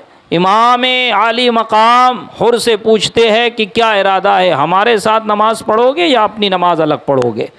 तुम क्या चाहते हो, हमारे साथ नमाज़ पढ़ना चाहते हो, ज़ोहर का वक्त हुआ चाहता है, या अपनी नमाज़ पढ़ोगे? तो हुर कहता है कि मैं आप ही की, हम पूरा लश्कर आपकी मईयत में पड़ेगा, आप हमारे इमाम हैं, आप नमाज़ पढ़ाए, हम आपके पीछे सब बांध के खड़े हो जाते हैं।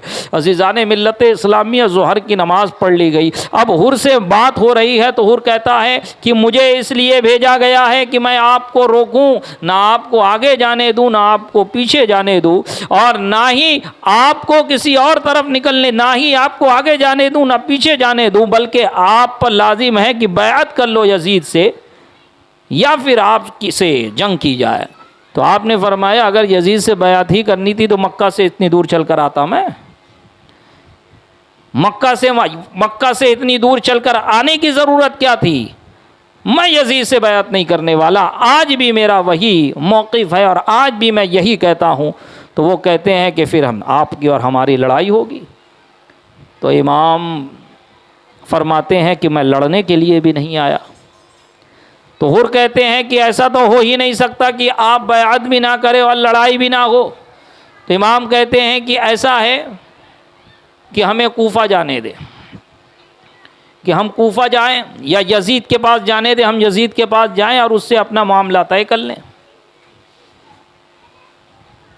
तो हुर कहते हैं कि मुझे किसी बात का हुक्म नहीं दिया गया, मैं आपकी कोई बात नहीं सुनने वाला। मुझे तो यही कहा गया है या तो आपको रोकूं, या आप अगर नहीं रुकते हैं, वापस जाना चाहते हैं तो आपको वापस भी जाने ना दूं, आपसे बैअत लूं, या फिर आपको कत्ल करके आपका सर उसकी बारगाह में पेश करूं। तो आपने फरमाया कि ऐसा तो हो नहीं सकता, ना तो मैं लड़ने आया हूं ना मैं बैअत कर सकता हूं। अच्छा ठीक है, तुम मुझे आगे नहीं जाने देते, पीछे नहीं जाने देते, तो ऐसा करो कि मैं वो रास्ता इख्तियार करता हूं। बल्कि हुर ने खुद अपने तरफ से ये पेशकश की कि ऐसा करें आप कि वो रास्ता इख्तियार करें जो ना वापस मक्का को जाए, ना मदीना को जाए, ना कूफा को जाए, बल्कि आप साइड से आगे बढ़ते रहे दूसरी तरफ और मैं भी आपके साथ साथ चलूं। जब ये लोग आगे बढ़ रहे थे और आगे बढ़ते गए, रात होती पड़ाव कर देते, फिर आगे बढ़ते, फिर सुबह हुई तो क्या देखा कि एक घुड़सवार दौड़ते दौड़ते अपना घोड़ा दौड़ाते हुए आ रहा है। सारा इमाम हुसैन का खेमा और खेमा के में रहने वाले उसी के तरफ देख रहे हैं, और वो इनके पास ना आके लश्कर यजीद के पास चला जाता है। वो इब्ने ज़ियाद की तरफ से ख़त लेकर आता है। इब्ने ज़ियाद कहता है कि वो जहाँ हैं वहीं रोक दो, उन्हें पानी के करीब ना जाने दो, उन्हें भूखा रखो, प्यासा रखो। अगर वो बैत को तैयार है तो ठीक, वरना मैं लश्कर भेज रहा हूँ, उनके साथ जंग करो और जंग करने के बाद उन सब के सर मेरे पास पेश करो। अज़ीज़ान मिल्लत इस्लामिया, रफ़ीक़ान गिरामी, अब हुर के लश्कर में से कुछ लोग निकलकर, एक छोटा सा दस्ता निकलकर इमाम हुसैन का रास्ता रोककर खड़े हो जाता है और कहता है कि यहीं रुक जाओ, आगे ना बढ़ो, क्योंकि आगे नहर फुरात है। आप कहते हैं इस ज़मीन को क्या कहा जाता है? तो कोई कहता है कि ये करबला है। तो आप कहते हैं कि ये करबला नहीं, ये मौज़े करबो बला है, ये करब और बला की जगह है। यहीं पर हमारे ऊँट बैठेंगे, यहीं पर हमारे कजावे उतरेंगे और यहीं पर हमारे खेमे लगेंगे और यहीं पर हम शहीद किए जाएंगे। आप ये कहते हैं और सबको कहते हैं अपना अपना खेमा गाड़ो, यही हमारी फ़ाइनल डेस्टिनेशन है, यही हमारी आखिरी मंजिल है, और इसी के बारे में मुझे ख़बर दी गई है। अज़ीज़ान मिल्लत इस्लामिया, रफ़ीक़ान गिरामी, इब्ने ज़ियाद को जब मालूम होता है कि मामला ऐसा हो गया तो इब्ने साद, ये इब्ने साद कौन है? अम्र बिन इब्ने साद, जो हज़रत साद बिन अबी वक़ास का बेटा है, जो अशरा मुबशरा में से है, कि जिनको नबी पाक साहिब-ए-औलाद सल्लल्लाहु अलैहि वसल्लम ने जन्नत की बिशारत दी थी, और जंग उहद में जिन्होंने नबी पाक सल्लल्लाहु अलैहि वसल्लम को अपनी पीठ की तरफ कर लिया, और जो तीर आप पर आते उनको अपने जिस्म पर लेते और नबी पाक सल्लल्लाहु अलैहि वसल्लम एक एक करके तीर देते जाते। हज़रत साद वो तीर कुफ़ार की तरफ फेंकते जाते और नबी पाक सल्लल्लाहु अलैहि वसल्लम ने आपके बारे में उसी वक्त इरशाद फरमाया, है साद, तो आप पर, तुम पर मेरी माँ और बाप कुर्बान हो। अज़ीज़ान मिल्लत इस्लामिया, इतने मुअज़्ज़ज़ सहाबी का बेटा इब्ने साद, इब्ने साद हज़रत साद बिन अबी वक़ास का बेटा। अल मुख्तसर उसको ख़त मिलता है, वो पहले जाने से कतराता है, क्योंकि जब साद बिन अबी वक्कास का बेटा है तो वो भी जान रहे कि मैं किसके सामने जा रहा हूँ, मैं इमाम हुसैन से लड़ने जा रहा हूँ, नबी पाक सल्लल्लाहु अलैहि वसल्लम के बेटे से मुकाबला करने जा रहा हूँ। मैं वहाँ जाऊँगा तो मेरी दुनिया भी बर्बाद होगी, मेरी आखिरत भी बर्बाद होगी। लेकिन जब इब्ने ज़ियाद ने ज़ोर दिया तो उसने कहा 1-2 दिन का मुझे मौका दे, फिर मैं आपको बताता हूँ। वो 1-2 दिन की इजाज़त लेकर आखिर में वो इब्नु दुनिया था, वो लालची और हरीस था, और उसके बाद वो राज़ी हो जाता है और वो लश्कर लेकर, जो 4-5 हज़ार का लश्कर उसके साथ था, उस लश्कर को लेकर जाकर हुर के लश्कर के साथ शामिल हो जाता है। अब पूरे लश्कर की तादाद 22,000 हो गई। सिर्फ 82 नुफूस कुदसिया है, जिनमें औरतें भी हैं, बच्चे भी हैं, मरीज़ भी हैं। उनके सामने 22,000 का लश्कर खड़ा है। 1 गुना, 2 गुना, 4 गुना, 10 गुना नहीं, बल्कि 100 गुना से भी ज़ायद का लश्कर है।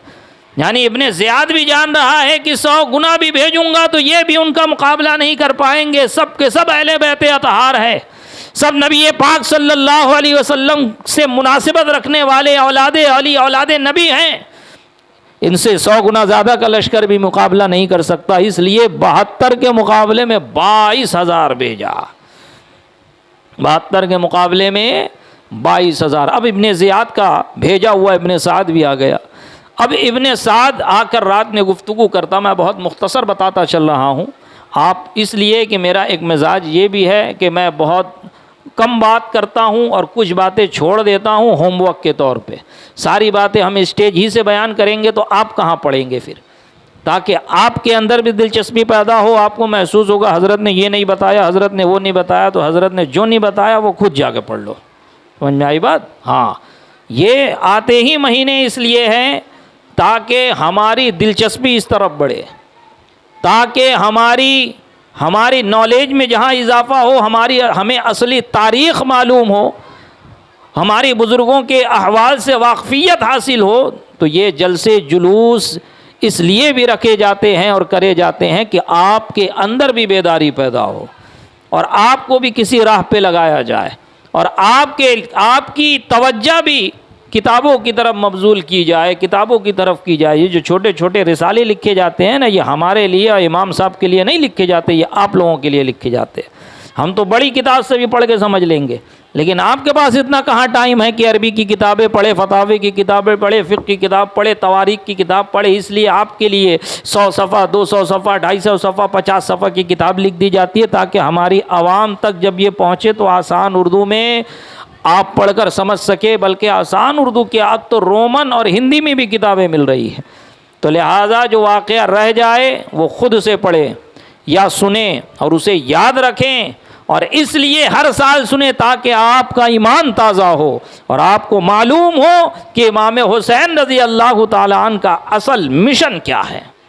अज़ीज़ान मिल्लत इस्लामी, आप देखें यहाँ पर इब्ने ज़ियाद इमाम हुसैन के पास आ गया और इमाम हुसैन से 20 सवार वहाँ से आए इब्ने ज़ियाद के साथ, 20 सवार यहाँ इमाम हुसैन के साथ आए। फिर दोनों तन्हाई में मिलते हैं।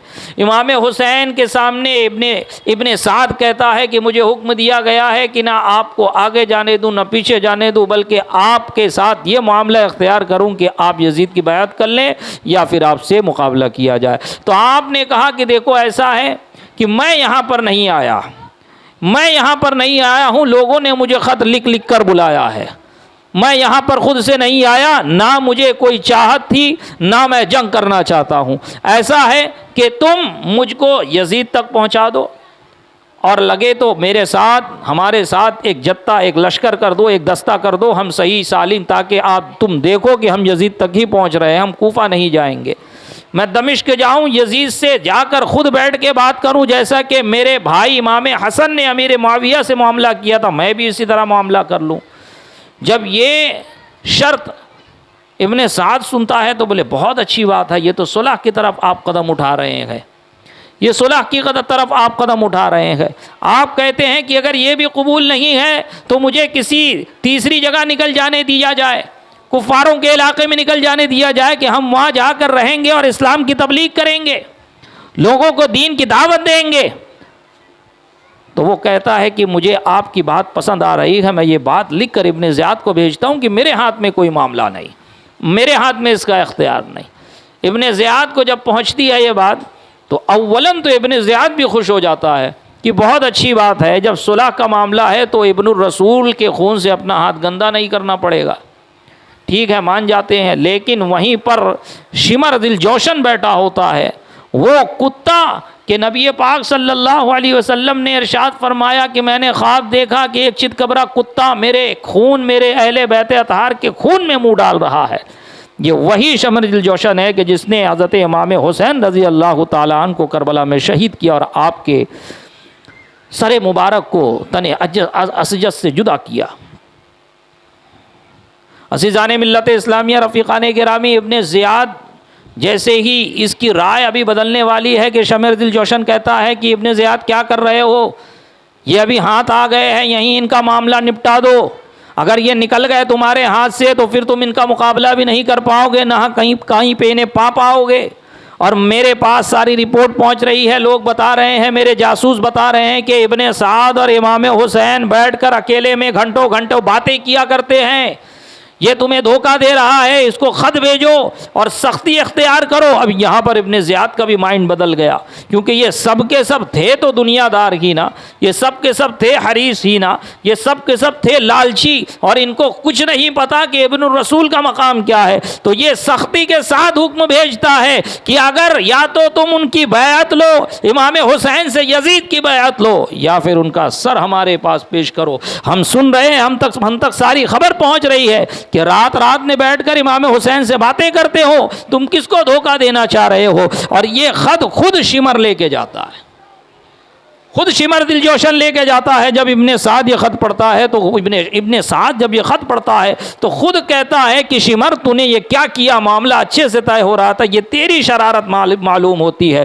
तो शिमर कहता है अगर तू ये काम नहीं कर सकता तो हट जा, मेरे को दे दे, मैं इसको इख्तियार करता हूँ, सिपह सालार मैं बन जाता हूँ, ये मामला अपने हाथ में ले लेता हूँ। लेकिन वो इब्न दुनिया इब्ने साद, अम्र बिन इब्ने साद, इतने बड़े सहाबी का बच्चा है, लेकिन देखो दुनियादारी जब आ गई तो उसके आंख पर पर्दा पड़ गया, उसके आंख पर पर्दा पड़ गया। वो कहता है कि कोई ज़रूरत नहीं है, जब ये काम मेरे सुपुर्द किया गया है तो मैं ही करूँगा। और फिर उसके बाद अज़ीज़ान मिल्लत इस्लामिया 9 मुहर्रम का दिन आता है और इब्ने साद अपने लश्कर को हुक्म देता है कि चलो इमाम हुसैन के लश्कर पर हमला, उनके जमाअत पर हमला किया जाए।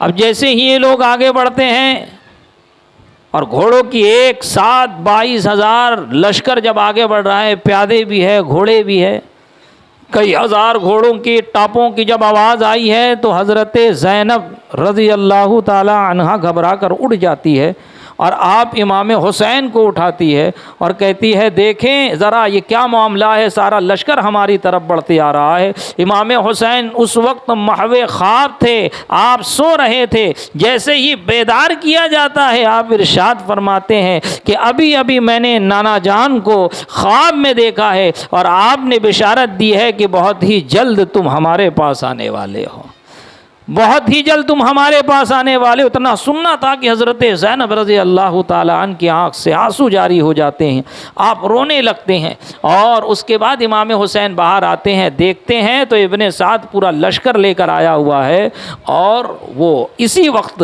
जंग की ख्वाहिश रखता है। तो आप हज़रत अब्बास अलमबरदार रज़ी अल्लाह ताला अन्हु से फरमाते हैं, अब्बास जाके उनसे कहो कि आज 9 मुहर्रम है, आज रात में हमें इजाज़त दे, आज रात में हमें मौका दे दे कि हम इबादत व रियाज़त करें, तौबा इस्तग़फ़ार करें कि सारी दुनिया जानती है कि हम इबादत व रियाज़त से, तौबा इस्तग़फ़ार से कितना लगाव रखते हैं, उसको कितना महबूब रखते हैं। कल के दिन जंग का कल के दिन इंशाअल्लाह जंग की जाएगी। जब हज़रत अब्बास अलमबरदार रज़ी अल्लाह ताला अन्हु इब्ने साद के पास इमाम हुसैन का ये पैगाम लेकर जाते हैं तो इब्ने साद आपके पैगाम को कबूल कर लेता है, पीछे हट जाता है। अब उसके बाद जब रात आती है जो इबादत और रियाज़त में गुजारने वाली है, यानी आज की रात जो आशूरा की रात है, जो आशूरा की रात है, जिस रात में बैठ के हम और आप इमाम हुसैन, इमाम आली मकाम, इमाम पाक रज़ी अल्लाह ताला अन के सवानह और उनके वाक़े करबला, वाक़े हायला, क़यामत सुगरा के वाक़यात सुनने के लिए बैठे हुए हैं। ये वही रात है अज़ीज़ान मिल्लत इस्लामिया।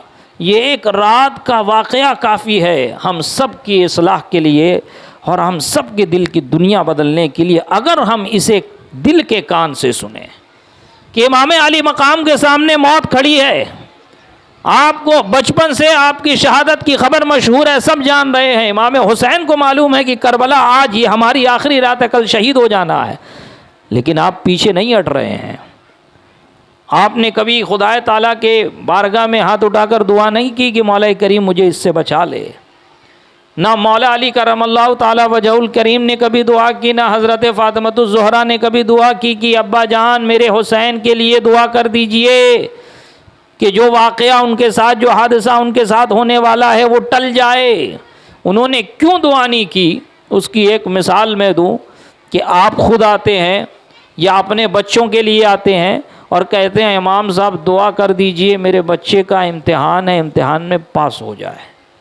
ये दुआ कराते हैं ना, कि ये दुआ कराते हैं कि इमाम साहब दुआ कर दीजिए इम्तिहान टल जाए, कि इम्तिहान देने की नौबत भी ना आए और मेरे बच्चे को ऐसे ही कामयाबी मिल जाए। नहीं, बल्कि आप दुआ क्या कराते हैं कि दुआ करें कि इमाम साहब दुआ कर दीजिए, हज़रत दुआ कर दीजिए कि मेरा बच्चा इम्तिहान में पास हो जाए।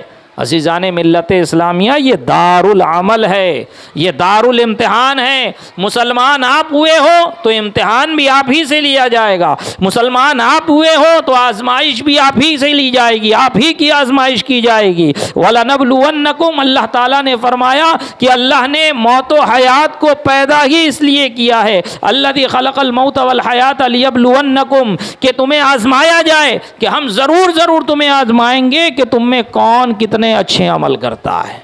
ये इम्तिहान है इमाम हुसैन का। और इमाम हुसैन का जब इम्तिहान है तो आप भी इम्तिहान के मैदान में आके पास की डिग्री लेकर गए और नाना की शरीयत की हिफाजत करके गए। अज़ीज़ान मिल्लत इस्लामिया, आपने सारे लोगों को जमा किया और कहा कि देखो ये 22,000 का लश्कर मेरे लिए आया है, इनको मुझसे मतलब है, ये मेरा सर चाहते हैं, ये मुझको कत्ल करना चाहते हैं। अगर ये मुझे कत्ल कर देंगे तो ये सुकून से बैठ जाएंगे और इनका जो मकसद है वो हल हो जाएगा, ये वापस चले जाएंगे। मैं चिराग बुझा देता हूँ, जिस जिसको जाना है वापस जाए, जिस जिसको जाना है वापस जाए, मैं चिराग बुझाने जा रहा हूँ। इमाम हुसैन फरमाते हैं कि जिस जिसको जाना है वापस जाए। हज़रत ज़ुहैर बिन क़य्यिन बजली खड़े होते हैं और कहते हैं ऐ इमाम, मैं एक मरतबा कत्ल किया जाऊं फिर मुझे ज़िंदगी दी जाए, फिर कत्ल किया जाऊं फिर ज़िंदगी दी जाए, यहाँ तक के 70,000 बार ऐसा हो तो मैं हर बार आपकी शान में और आपके कदमों में अपनी जान को कुर्बान करने में, शहादत हासिल करने में फ़ख्र महसूस करूँगा, लेकिन यहाँ से पलट कर नहीं जाऊँगा। मुस्लिम बिन औसजा खड़े होते हैं और अर्ज़ करते हैं ऐ इमाम, आप क्या कहते हैं कि इस आलम में हम आपको अकेले छोड़कर चले जाए, कि आपके सामने मौत खड़ी है, हम पहले मौत को गले लगाएंगे, उसके बाद कोई आप तक पहुंचेगा। ऐसा हो ही नहीं सकता कि हमारी जिस्मों में जान रहे और कोई आपको किसी तरह की कोई तकलीफ पहुंचा दे, हम मरेंगे। मुस्लिम बिन औसजा अगर कत्ल हो जाए, अल्लाह तबारक व तआला उसे फिर जिंदगी दे तो फिर आपके कदमों में कुर्बान कर देगा, अल्लाह उसे फिर जिंदगी दे तो फिर आपके कदमों में कुर्बान कर देगा। यहां तक के 70,000 हमारी जिंदगी हो तो अल्लाह तबारक व तआला से यही दुआ है कि मुस्लिम बिन औसजा आपके कदमों में कुर्बान हो जाए। अज़ीज़ान मिल्लत इस्लामिया, इस तरह के वलवला अंगेज लोगों ने जब जवाब दिए हैं और लोगों ने अपने जज्बात का इजहार किया कि इमाम हम आपको वापस छोड़कर नहीं जाने वाले, क्योंकि वो भी जान गए कि इस इम्तिहान में अगर कामयाब हो गए, बस थोड़ी सी मशक्क़त उठाना है, यहाँ पर अपनी शहर रग कटानी है, वहाँ पर हमेशा हमेश की ज़िंदगी इस्तिक़बाल के लिए खड़ी हुई है, वहाँ पर हमेशा हमेश की ज़िंदगी गुजारनी है। नबी पाक सल्लल्लाहु अलैहि वसल्लम के हाथ से जामे कौसर नसीब होगा। हज़रत इमाम अली मकाम हज़रत मौला अली करमल्लाहु ताला वजहुल करीम है, हज़रत इमाम हसन है, हज़रत फ़ातिमतुज़ ज़हरा हैं। इनके दिल को कितनी ठंडक पहुँचेगी अगर हम इनके कदमों पे कुर्बान हो जाए। क्या हज़रत उमर बिन अब्दुल अज़ीज़ रज़ी अल्लाह ताला अन्हु है। देखें, जब आप खिलाफत के मसनद पर बैठे तो हज़रत अब्दुल्ला इब्ने हसन, हज़रत इमाम हसन के बेटे, ये आपकी बारगाह में आए तो आप अपने तख्त से उतर गए और आपने उनको ऊंची जगह पर बैठाया और उनकी इज़्ज़त अफजाई की और आपने उनके हाथ में, उनकी बारगाह में नज़र पेश की, दराहिम दनानीर दिए। जब वो चले गए तो दूसरे लोग कहने लगे, है अमीर, है अमीरुल मोमिनीन, ये क्या रवैया अख्तियार किया है, एक बच्चे को आपने इतनी ऊपर उठा के बैठा दिया। तो हज़रत उमर बिन अब्दुल अज़ीज़ ने जवाब दिया, तुम्हें नहीं पता ये कौन है? ये अब्दुल्ला बिन हसन बिन अली, यानी कि हज़रत फ़ातिमतुज़ ज़हरा के बेटे हैं, पोते हैं।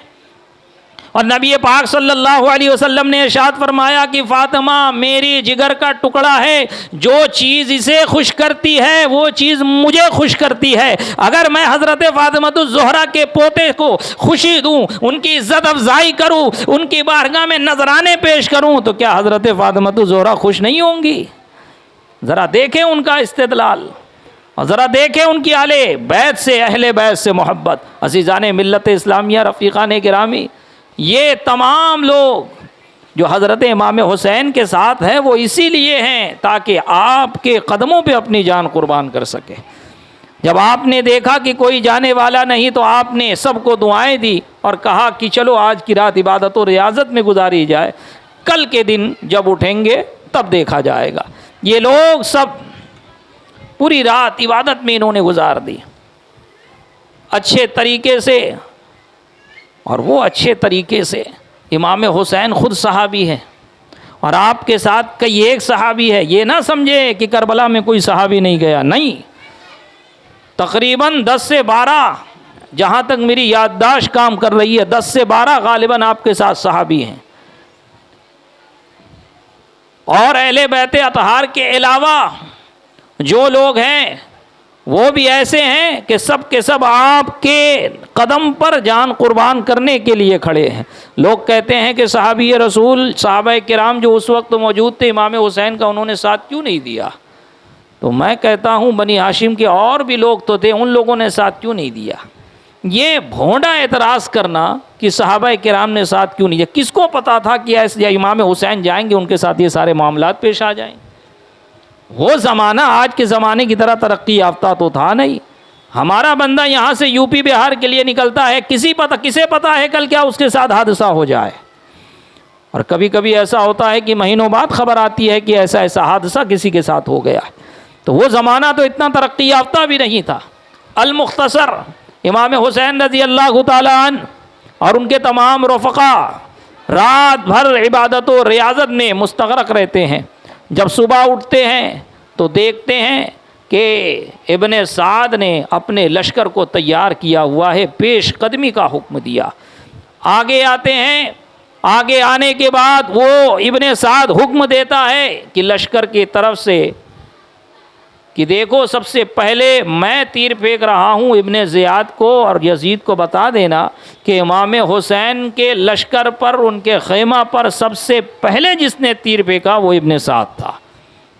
इतना बदबख्त, वो समझ रहा था कि इसमें मेरी शान है और मेरा फ़ख्र है, वो ये नहीं जान रहा था कि रहती दुनिया तक अब मुझ पर लानत पड़ने वाली है। लोग मुझे ये नहीं देखेंगे कि बहुत बड़े सहाबी का बेटा है, बल्कि यही देखेंगे कि ये कातिलाने हुसैन और रफ़क़ाए इमाम हुसैन के कातिलों में सबसे बड़ा जिसका शुमार होता है वो इब्ने साद है। अज़ीज़ाने मिल्लत इस्लामिया, रफ़ीक़ाने गिरामी, आप देखें कि सबसे पहले जो लश्कर 1000 का दस्ता लेकर आने वाले हुर हैं, जब उन्होंने देखा कि मामला अब यहाँ तक पहुँच गया है कि अब जंग हो कर रहेगी और इन अहले बैत अतहार के खून से हाथ को रंगना ही पड़ेगा, तो आपने इब्ने साद से कहा, इब्ने साद क्या तू इनसे जंग का इरादा रखता है? तो इब्ने साद ने कहा हाँ, मैं इनसे जंग करूँगा और इनको माज़ल्लाह कत्ल भी करूँगा। हज़रत हुर के बदन पर लर्ज़ा तारी हो जाता है। किसी पूछने वाले ने पूछा, हुर तो इतना बहादुर आदमी है, क्या मामला है? कि जंग के मैदान में कभी तू पीठ नहीं दिखाता, आज तेरे बदन पर कपकपी तारी है, आज डर लग रहा है क्या? तो हज़रत हुर ने कहा कि हाँ हाँ मुझे डर लग रहा है, लेकिन लश्कर और मौत के डर से नहीं, मैं काँप नहीं रहा, बल्कि मैं जहन्नम और दोज़ख, जन्नत और दोज़ख के दरमियान खड़ा हूँ। जहन्नम और जन्नत के दरमियान खड़ा हूँ, जन्नत उधर है, दोज़ख इधर है। मैं अपने हाथ से इमाम हुसैन और उनके रफ़क़ा को कत्ल नहीं कर सकता, अपने हाथ को अहले बैत अतहार के खून से गंदा नहीं कर सकता। मैं तो समझ रहा था कि मामला टल जाएगा, किसी तरह से कोई सुलह की पेशकश हो जाएगी या कोई सुलह का तरीक़ा निकल आएगा, और किसी तरह से जब मामला बनते नहीं देख रहा हूँ तो अब महसूस हो रहा है कि मैं जन्नती लश्कर में नहीं बल्कि दोज़खियों के साथ खड़ा हूँ। आप ये फरमाने के बाद अपने घोड़े को एड़ी लगाते हैं, इमाम हुसैन रज़ी अल्लाह ताला अन्हु की बारगाह में पहुँचते हैं, और पहुँचने के बाद अर्ज़ करते हैं, ऐ इमाम, क्या अब भी तौबा का मौका है?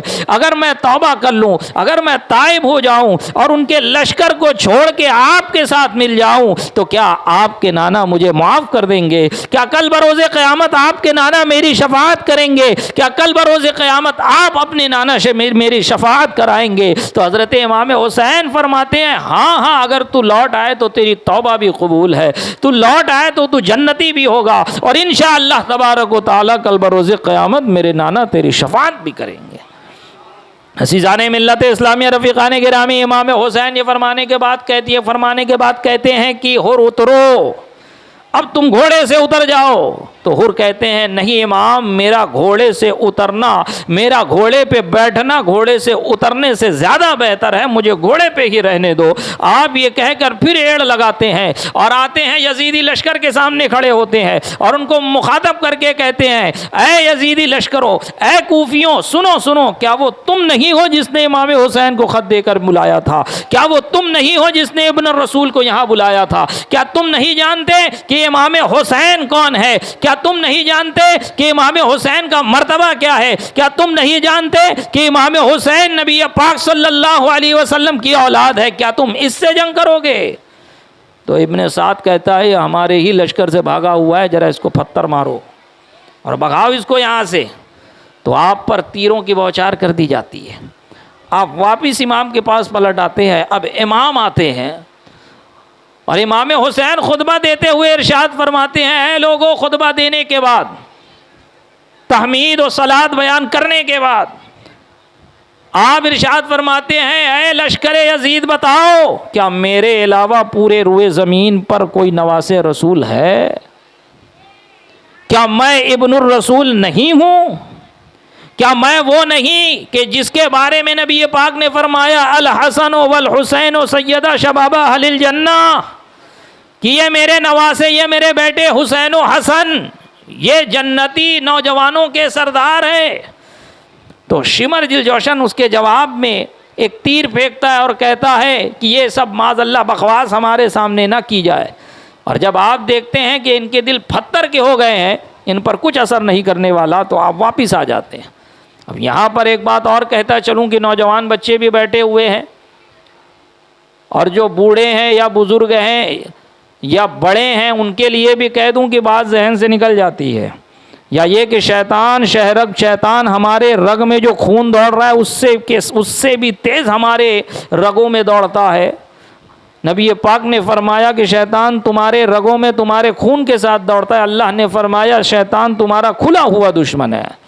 कहीं किसी को ये शक ना हो कि इमाम हुसैन के दिल में अब भी डर बैठा हुआ, इसलिए बार बार आ रहे हैं, कह रहे हैं ताकि मुझे नवासे रसूल समझ के ये लोग छोड़ दे।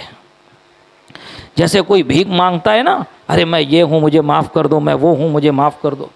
तो ऐसी बात नहीं है। अज़ीज़ाने मिल्लत इस्लामिया, इमाम हुसैन भी जान रहे हैं कि ये लोग अगर मुझे कत्ल करेंगे तो अपनी आखिरत बर्बाद कर लेंगे, और इत्माम हुज्जत के लिए आप आए ताकि हुज्जत तमाम हो जाए और लोगों को मालूम हो जाए कि मैं लड़ने नहीं आया हूँ, ये लोग लड़ने आए हैं, और मैंने पहल नहीं की है, ये लोग पहल कर रहे हैं, अब दिफा हम करेंगे।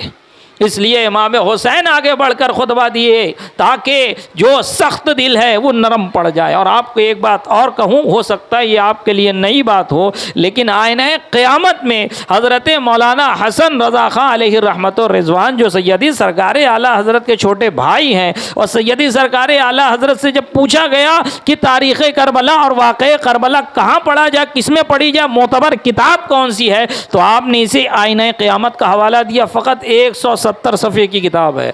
अगर हो सके तो बिलखुसूस मैं अपने नौजवान भाइयों से कहूँगा, इसकी PDF बड़ी आसानी से आपको टेलीग्राम वगैरह पे मिल जाएगी। कल आज रात भर में कल में उसे मुताला कर लो। उसमें आपने इरशाद फरमाया कि हज़रत हुर के अलावा भी बहुत से लोग ऐसे थे, 4-5 अशखास या जितने भी थे, जो वो लश्कर को छोड़ के इस तरफ आ गए थे और उन लोगों ने जामे शहादत नोश किया और इमाम हुसैन के कदमों पे अपने जान को कुर्बान कर दिया। अज़ीज़ान मिल्लत इस्लामिया, रफ़ीक़ान गिरामी, उसके बाद ज़ुहैर बिन क़य्यिन बजल्ली आगे आते हैं और वो भी इस तरह का मुख्तसर सा खुतबा देते हैं। फिर हबीब मज़हरी करके, हबीब मुज़हरी करके वो आगे आते हैं, हबीब इब्न मुज़हरी वो आगे आते हैं और उसके बाद वो भी मुख्तसर सा खुतबा देते हैं ताकि इनका दिल पिघल जाए, लेकिन वो किसी की बात नहीं मानते। अब यहाँ पर एक बात और आपको बताता चलूँ कि अहले बैत अतहार में जितने लोग हैं ये सब उस वक्त तक मैदान जंग में नहीं आए या इनको नहीं आने दिया गया जब तक के गैर अहले बैत गैर सैयद ज़िंदा थे। उन लोगों ने ये कहा, ज़ुहैर बिन क़य्यिन बजल्ली हो या हज़रत हुर हो या हज़रत अब्दुल्ला हो, मुस्लिम बिन औसजा हो, कि जब तक हमारे रग में खून दौड़ रहा है, हमारे बदन में जान दौड़ रही है, कोई भी हाशमी आगे नहीं आएगा, कोई भी हाशमी आगे नहीं आएगा। पहले हम मुकाबला करेंगे, पहले हम मरेंगे, जब हमारी लाश से ये गुजरेंगे उस वक्त आप तक पहुंचेंगे। अज़ीज़ाने मिल्लत इस्लामिया, तारीख़ शाहिद है, पूरी तारीख़ उठाकर पढ़ लीजिए, कहीं ये नहीं मिलेगा कि इन लोग कोई एक गैर और कोई एक गैर हाशमी बचा हो और इमाम हुसैन के औलाद में से, आपके भतीजों में से, आपके भांजों में से, आपके भाइयों में से कोई ज़ख्मी हो गया हो। ये 30-33 का जो इनका जत्था था, 30-35 या 40 के करीब ये लोग थे, ये लोग एक साथ उतरते मैदान में। जब वहाँ से तीरों की बौछार की जाती तो ये सब के सब घोड़े से उतर गए। एक रिवायत में आया कि घोड़े को तीर लग गई और इन लोगों ने घोड़े को छोड़ दिया। देखने वाले ने देखा कि जब हुर के घोड़े को तीर लगी तो हुर घोड़े से गिर के ऐसा लपके हैं जैसे कोई शेर उठकर हमला कर रहा है, और ये सब एक साथ बैठ जाते हैं और अपने आगे ढाल कर लेते हैं। ढाल लगाने की वजह यह है कि कोई तीर इनके ऊपर ना आए, ना कोई तीर इमाम हुसैन तक पहुँचे, ना कोई तीर इमाम हुसैन के किसी फर्जन तक पहुंचे, ना कोई तीर खैमा वालों तक पहुंचे। आपने देखा कि तमाम लोग मेरे लिए जान दे रखे गए तो लोग दौड़े दौड़े आते, जो ये गैर सय्यद है वो बारगाह में आते और उनके आंखों से आंसू जारी हो जाते। तो इमाम फरमाते, रो ना, बस थोड़ी देर की बात है, यहाँ तुम्हारी रूह तुम्हारे बदन से निकलेगी, नबी पाक तुम्हारे इस्तकबाल के लिए खड़े हैं। तो अर्ज करते, इमाम हम इसलिए नहीं रो रहे हैं कि हम प्यासे हैं, हम इसलिए नहीं रो रहे हैं कि हम मरने वाले हैं, हम इसलिए रो रहे हैं कि कहीं ऐसा ना हो कि हम जिंदा रह जाए और आपको कोई तकलीफ पहुंच जाए। जब हजरत मुस्लिम बिन औसजा आप पर इन यजीदियों ने हमला किया तो हजरत हबीब ने देखा कि मुस्लिम बिन औसजा इनकी गर्दन कटी है लेकिन अभी सांस चल रही है। तो वो करीब आते हैं और उन्हें बिशारत देते हैं और यही कहते हैं कि बस अभी यहाँ तुम्हारी आँख लगनी है, नबी पाक सल्लल्लाहु अलैहि वसल्लम के हाथों जामे कौसर नसीब होगा। ऐ मेरे भाई बताओ क्या तुम कुछ वसीयत करना चाहते हो? तो आप इशारा करते हैं, इंतकाल हो रहा है, रूह निकल रही है और अभी बस थोड़े ही लम्हे में ये इनका इंतकाल हो जाएगा, ये शहीद हो जाएंगे और आलम अजसाद से आलम अरवाह में पहुँच जाएंगे। अपनी बात नहीं करते हैं, अपने आल औलाद की बात नहीं करते हैं, बल्कि इशारा करते हैं कि उनकी हिफाजत करना, इमाम हुसैन की हिफाजत करना, इमाम हुसैन को कोई तीर ना लगने देना, इमाम हुसैन को कोई जख्म ना आने देना। हबीब कहते हैं मेरे भाई ऐसा ही होगा, पहले हम तीर खाएंगे उसके बाद इमाम तक कोई तीर पहुंचेगा। अज़ीज़ाने मिल्लत इस्लामिया, जब तक गैर हाशमी रफ़क़ाए इमाम हुसैन शहीद नहीं हो गए कोई अहले बैत अतहार का बच्चा भी मैदान में नहीं निकला। क्यों? क्योंकि ये चाहते ही यही थे कि पहले हम तीर खाएं, पहले हम मर जाएं। ऐसा नहीं हो सकता कि हम जिंदा रहें और हमारे सामने अहले बैत अतहार पर हमला किया जाए, हमारे सामने इमाम हुसैन के फर्जंदों को दर्दनाक मौत दी जाए और उनके साथ वहशियाना सलूक किया जाए। हम ये बर्दाश्त नहीं कर सकते। चाहे ज़ुहैर क़य्यिन बजल्ली हो, हज़रत हुर हो, हज़रत हबीब हो, मुस्लिम बिन सजा हो, हज़रत अब्दुल्ला हो, हज़रत अब्दुर्रहमान हो, सब के सब एक एक करके आगे आते जा रहे हैं।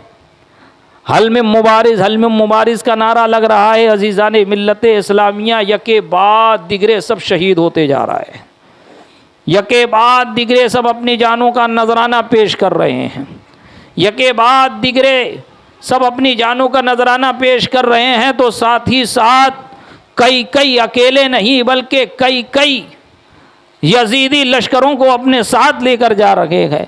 जब हज़रत अब्दुल्ला, जिनका हाथ दोनों टूट गया, इनको पकड़कर शिमर के पास ले जाया गया तो उन्होंने फ़ख्रिया अंदाज में कहा, मैंने तुम्हारे 12 आदमी मारे, अगर हाथ ना टूटा होता तो खुदा की कसम और 12 को मारता। अगर तुम मेरी गर्दन मार दो तो मुझे कबूल है, लेकिन मैं इमाम हुसैन से गद्दारी नहीं करूँगा। शिमर कहता है इसकी भी गर्दन मारो, इसको भी माज़अल्लाह जहन्नम पहुँचाओ। उसे क्या पता कि जो जहन्नम पहुँचाने की बात कर रहा है वो मरने वाले शहीद जो इमाम हुसैन के कदमों पर अपनी जान दे रहे हैं, उन्हें जहन्नम का नहीं जन्नत का परवाना मिल रहा है।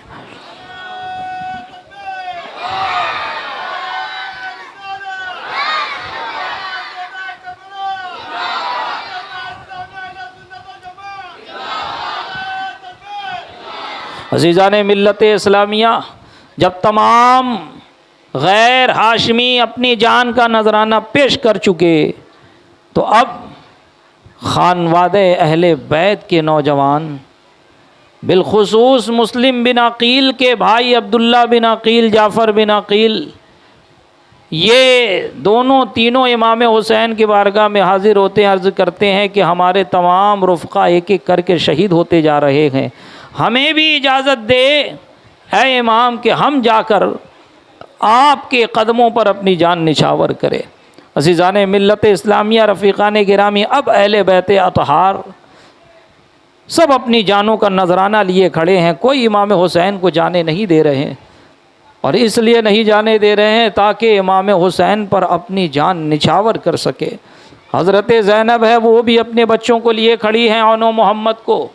हज़रत कासिम है, हज़रत अली अकबर है, हज़रत कासिम के दूसरे भाई है, इमाम हसन के बेटे हैं, वो भी खड़े हैं। सब अपने अपनी जानों का नजराना पेश कर रहे हैं और सब की जानों का नजराना अल्लाह तबारक व तआला ने कबूल फरमाया और उन्हें जन्नत अता फरमाई। इंशाअल्लाह कल अहले बैत अतहार से और इमाम हुसैन की शहादत से मुताल्लिक़ सुबह में ख़िताब होगा। आप तमामी हज़रात 10 बजे तक आने की कोशिश करें कि 10 बजे जलसा शुरू हो जाएगा और इंशाअल्लाह जैसे ही मौका मिलेगा तकरीर शुरू होगी। 12:30 तक प्रोग्राम का अख्तिताम होगा, जैसा कि आपने सुना, क्योंकि मुझे भी जाना है और मेरी मस्जिद में भी प्रोग्राम है। नमाज का भी अहतमाम किया जाएगा, दुआ का भी अहतमाम किया जाएगा और इसाले सवाब का भी इंशाअल्लाह अहतमाम किया जाएगा। तो लिहाजा आप कल जल्द अज जल्द सुबह आने की कोशिश करें और फिर 12वीं की शब में यानी जुमरात के रोज़ गुजार के जो रात आएगी शब जुमा में इंशाअल्लाह तबारक व तआला माँ बाद करबला क्या वाक़या हुआ वो भी मुख्तसर अंदाज में पेश करने की आपके सामने कोशिश करूँगा। अल्लाह तबारक व तआला की बारगाह में दुआ है मौला करीम हमारी इस छोटी से खराज अक़ीदत को अपनी बारगाह में कबूलियत का दर्जा अता फ़रमाए। मौला करीम हम तमाम को सच्चा पक्का हुसैनी बनाए, हमें हुसैनियत पर कायम रखे, सिरात मुस्तकीम पर कायम रखे, मसलक अहले सुन्नत पर कायम रखे और इमाम हुसैन की मोहब्बत में जीने मरने का सलीक़ा अता फ़रमाए। आमीन बिजाहिन नबील करीम व आखिर दावाना अनिल हम्दुलिल्लाहि रब्बिल आलमीन। अस्सलामु अलैकुम।